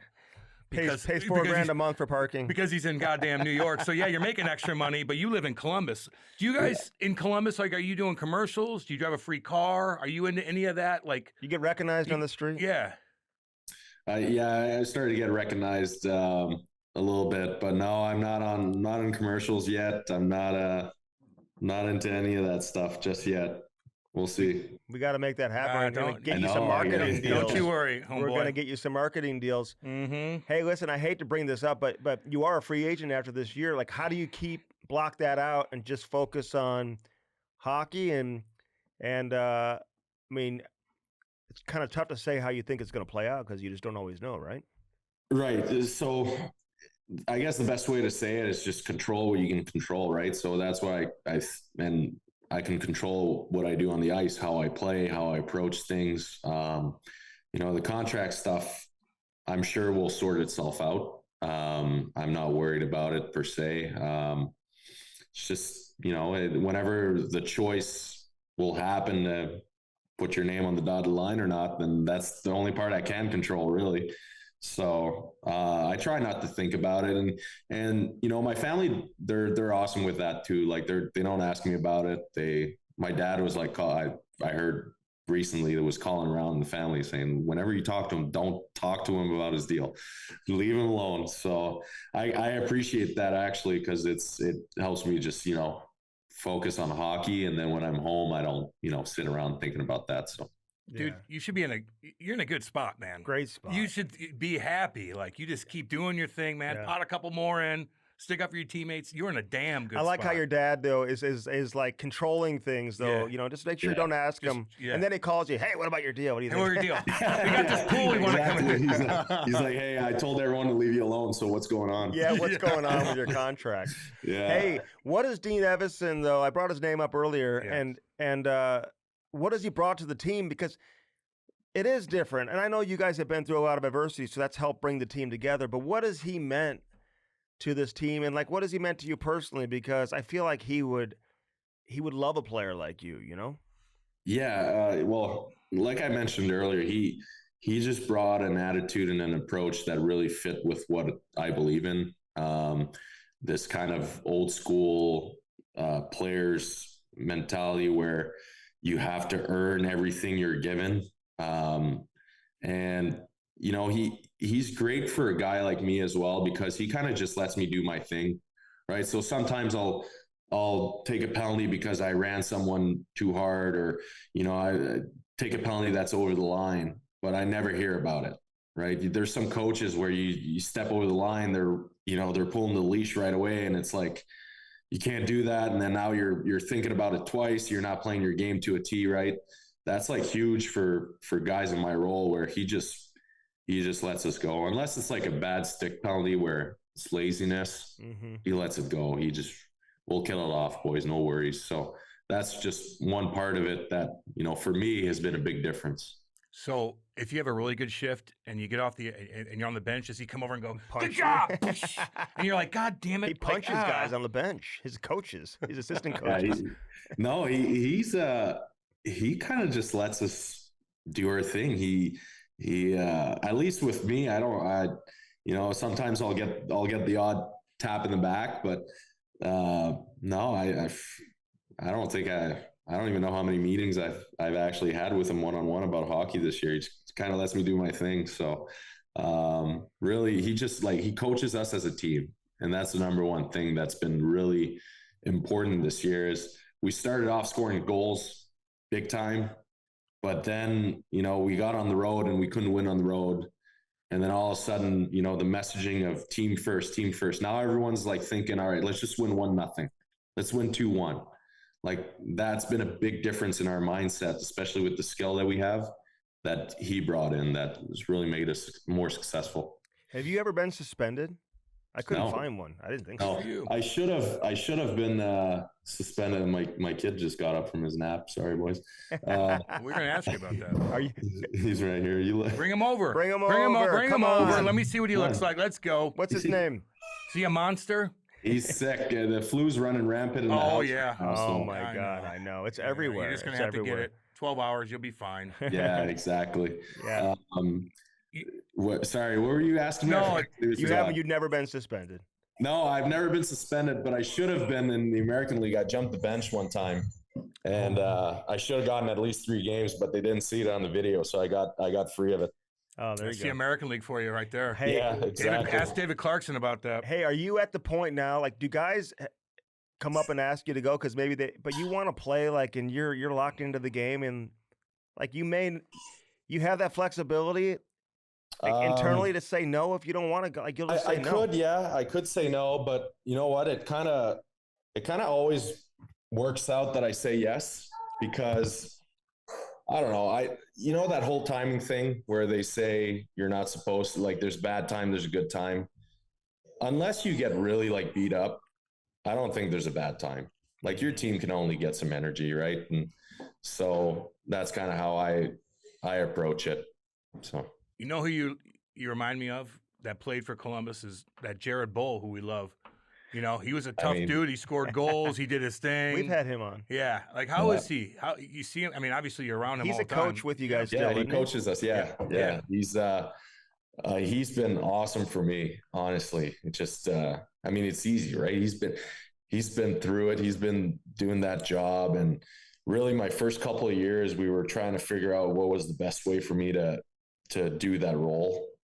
And, this year it's kind of like, all right, now we're just kind of like on the same page. After games, we'll just be like, all right, that was good. Like, that was exactly what we needed to do. Or, we should have done this tonight. Like, he really is like helping me out with the role that I have with this team. Hey, how weird was that Babcock situation? We don't have to completely revisit it, but because I heard Laine may have been the guy to go to the PA. I could be wrong about that. And that it just, kind of just went crazy after that. But like, were you caught up in the middle of that, or were you just kind of like on the outside, just seeing how things were going to play out? No, I met with him once, and I didn't get the whole phone thing that was going on. I heard about it, but I didn't get that. So thank God. But yeah, the way it played out, it was just I was just kind of on the outside here and in. So I know a little bit about what happened, but I don't know all the exact details. All I know was when it went down, the meetings we had and all that I knew that it wasn't good. And that something was going to happen, but I don't, that's one thing where I didn't have much, like if he would have asked you for your phone, would you be like, here you go? Or would you be like, whoa, let me delete a couple things? Because I heard about it before, because some of the first guys that went through it, they kind of told the rest of the team, like, hey, heads up, boys. Like, but I was thinking I wouldn't give my phone. No. Was he looking at pictures, or was he wanting, like, what? He would have seen the text messages from like your family being like, what's going on with your contract? Yeah. Exactly. Trying to see where he could squeeze me. I don't know. Honestly, it's such it's starting to be far in my mind, honestly. It's that start of the last year. So much has happened since then, right? It's like, it's only been a year and a half, and feels like we've been through 3-4 different things since that. So we're just looking forward. But that was nuts. That all happened before day one of camp. So I know, it was just so crazy. But you know what? Hey, listen, some guys have their old school approaches, man. It is what it is. He's had a lot of success, obviously. Hey, real quick, and we'll let you go, man. You've been great. We awesome, appreciate it. Awesome, man. Have you had a kind of like a crazy moment? Have any like former players reached out to you like out of the blue and been like, damn, keep doing what you're doing? Any current superstars, skate past you during the game and being like, I love what you're doing? Have you had any moments like that this season? Yeah. Well, my dad did play with Mel Engelstad, that nail gun. So he reached out a couple times. I got a text message from John Morasti as well. I'm sure I'm forgetting, but yeah, some guys are reaching out and obviously, kind of saying like, hey man, keep doing what you're doing. And I mean, people are awesome. I think that's great. I think if I'm not playing the game of hockey the way I'm playing and then doing what I'm doing as far as fighting, then probably doesn't all come together like it has.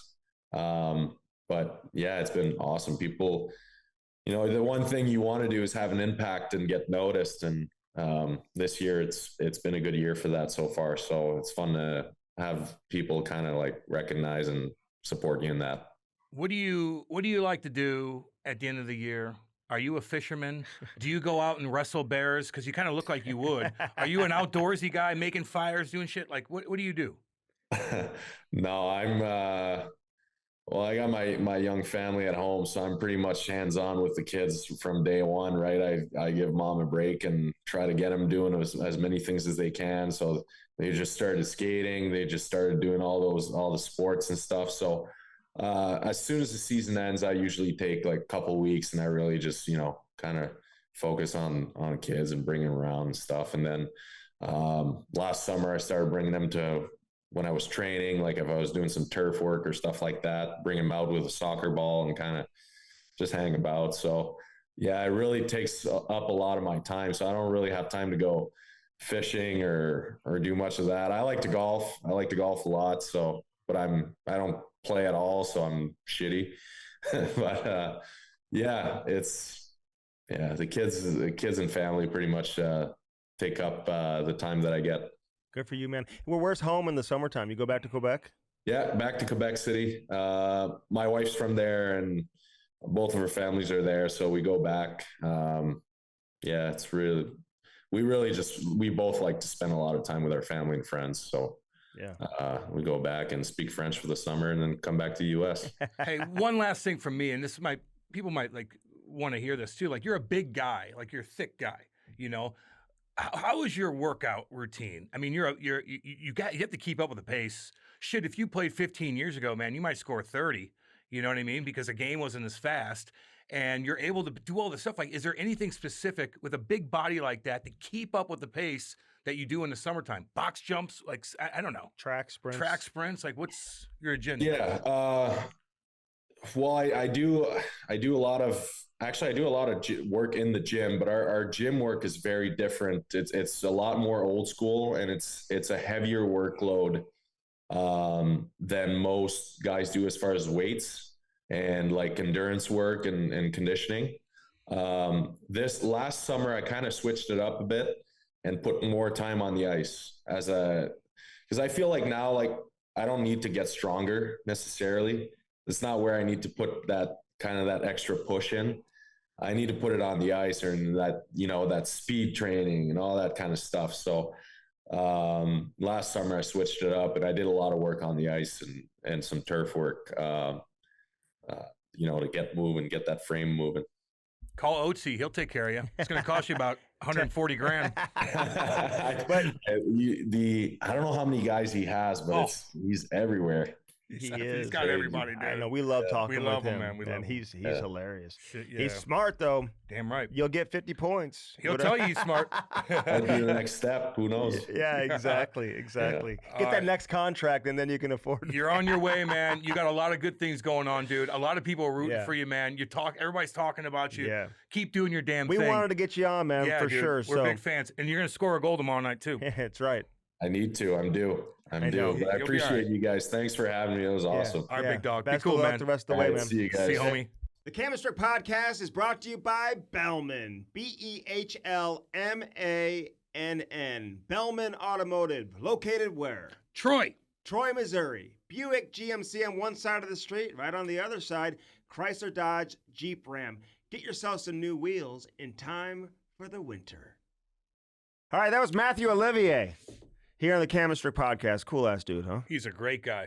Cool guy, man. Yeah. We did ask him, like, you do any commercials and stuff like that? Yeah. And he's like, no, not yet. I don't know. In Columbus, man, I just feel like they focus car. probably a lot on the coach maybe, and one or two players, I guess. Or Ohio State football players. They're getting well, all like, that you can't get a NIL free money. car. I'm just asking, You see Rempe's on, like, the Empire State Building. Yeah, and like, you're beating them up.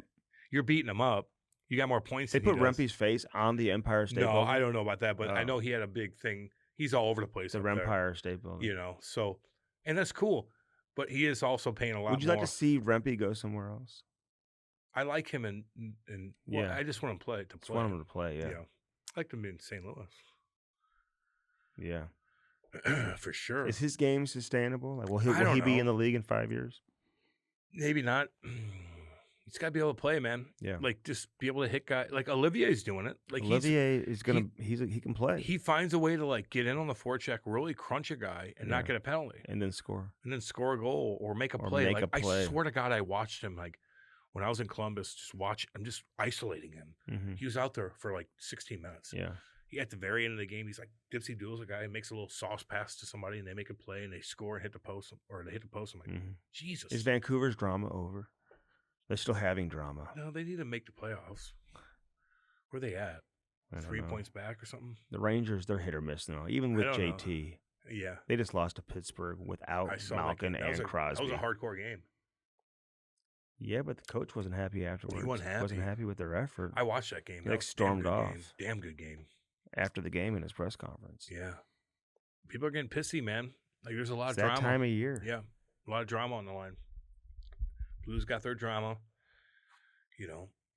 They were down 2-0 to Chicago after the first period. I'd love to hear what was said after that period. Yeah. I asked Nathan Walker between periods. I asked Otter, too. And he was like, I'll probably leave that in-house, you know. Otter, I had him on after the second period. He kind of gave we had to address some things type thing. Shen basically said the same thing after the game, but obviously I don't expect them to come out and say this is exactly. You kind of know what he said. You know what I'm saying? Well, is he kicking the Gatorade bottle down, I don't know. Or is he coming in like, okay, what are we doing here? That was you got a packed house on a Saturday night. It's Ryan Suter night. Ryan Suter night, 1,500 games. You're wearing your Winter Classic jerseys. You just shit kicked them in the Winter Classic. Like, this should be a rivalry. Is that debatable now with guys? Probably, because they haven't been competitive enough in the last couple of years. And then the Blues came out and scored 2 goals in 10 seconds. The goaltending for Chicago, he made some good saves, but he was absolutely terrible in the game. Soderblom? Yeah. Not in the shootout. Not in the shootout. But nobody was deking or anything until... It was weird. Maybe the ice wasn't very good or something. I don't know, man. But the shootout, I will say this, it's the longest shootout I've ever seen live. Yeah, me too. And I was like, okay.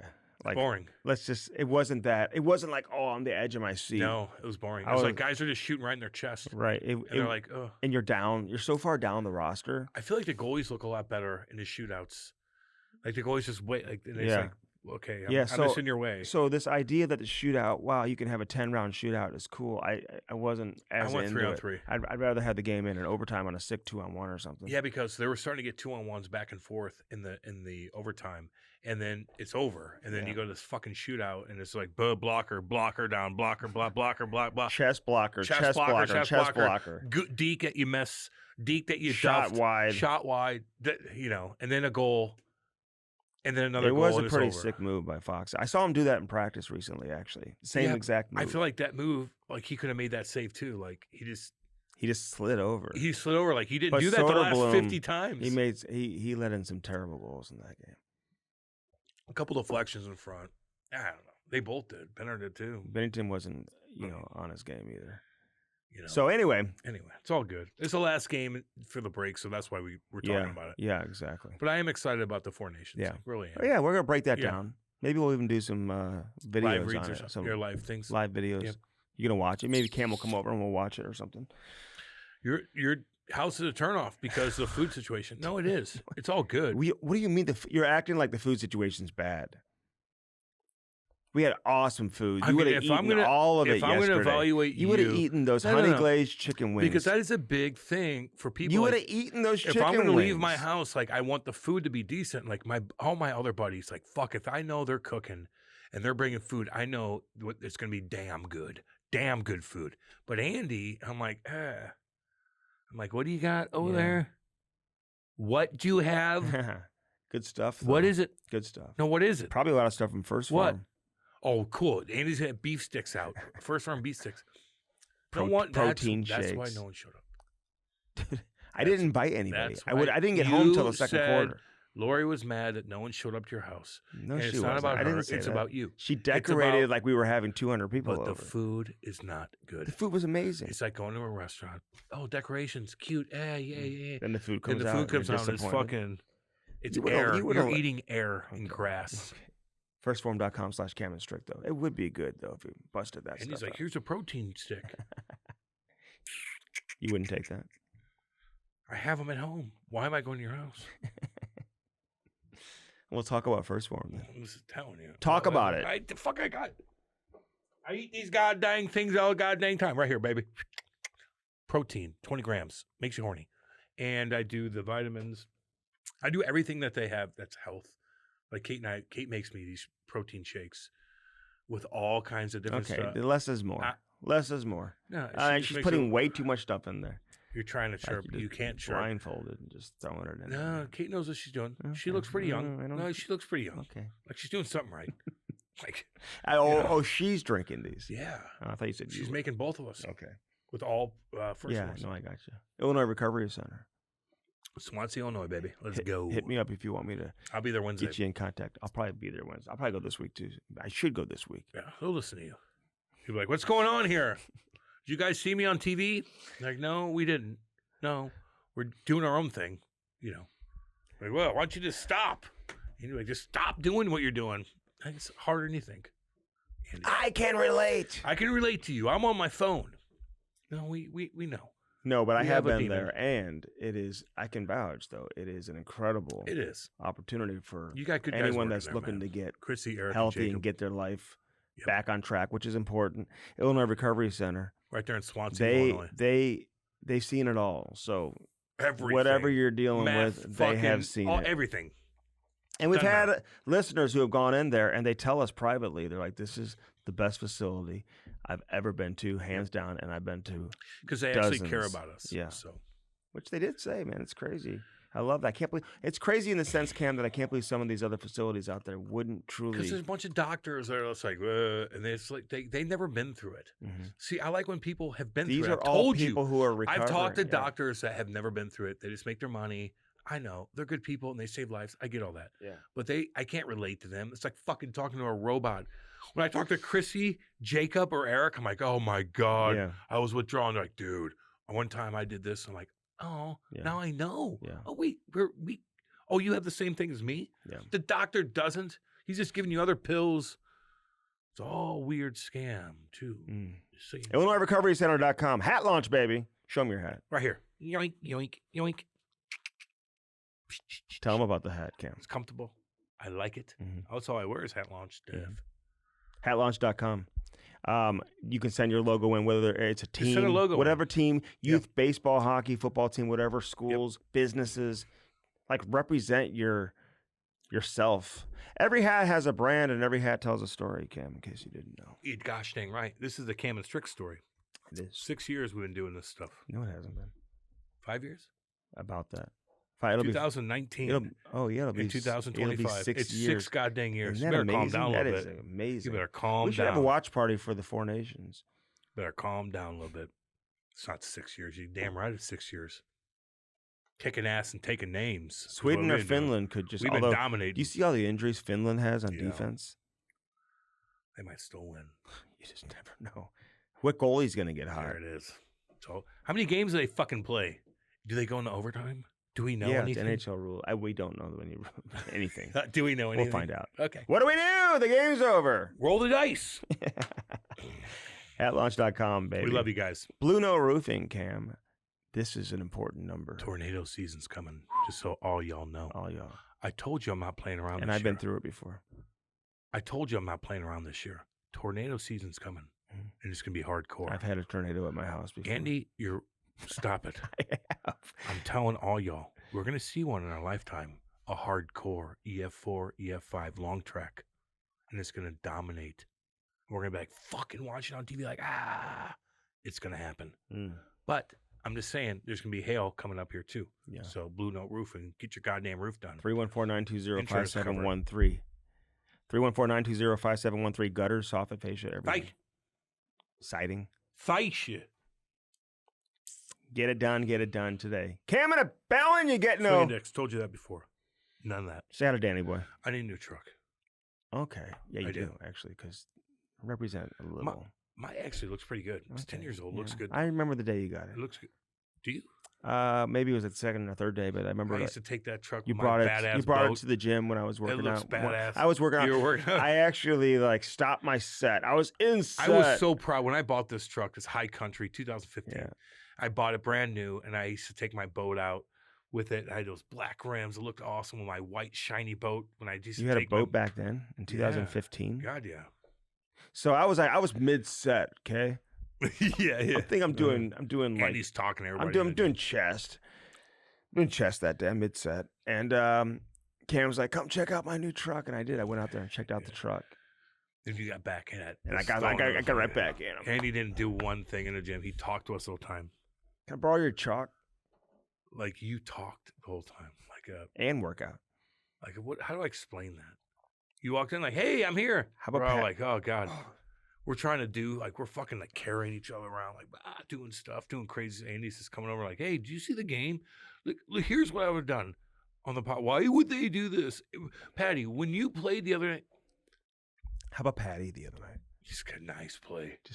His assist? Yeah. He had a couple chances on that. They just throw the puck up the wall of Chicago, just have two guys just hanging out the far blue line. Like they don't even get back. It's the alumni game. It is. They're just throwing it up, and Patty's on a 2-on-1. He's going 2 miles an hour.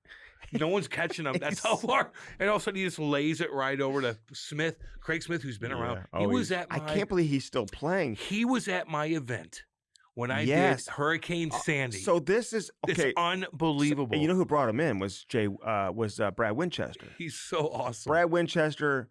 There was a couple Chicago. He's a Madison, Wisconsin guy. Yeah. And I hung out with him that night at Hardy's Iceplex. Yeah, when I had my event. It's unbelievable. I knew his agent, too. That was one of the best events. That was a great event. I did a good job. Yeah. 11 days I put that on. What was the occasion? Hurricane Sandy. We had Osh. We had my cousin Derek is on the line with David Backus and TJ Oshie. Derek, my cousin.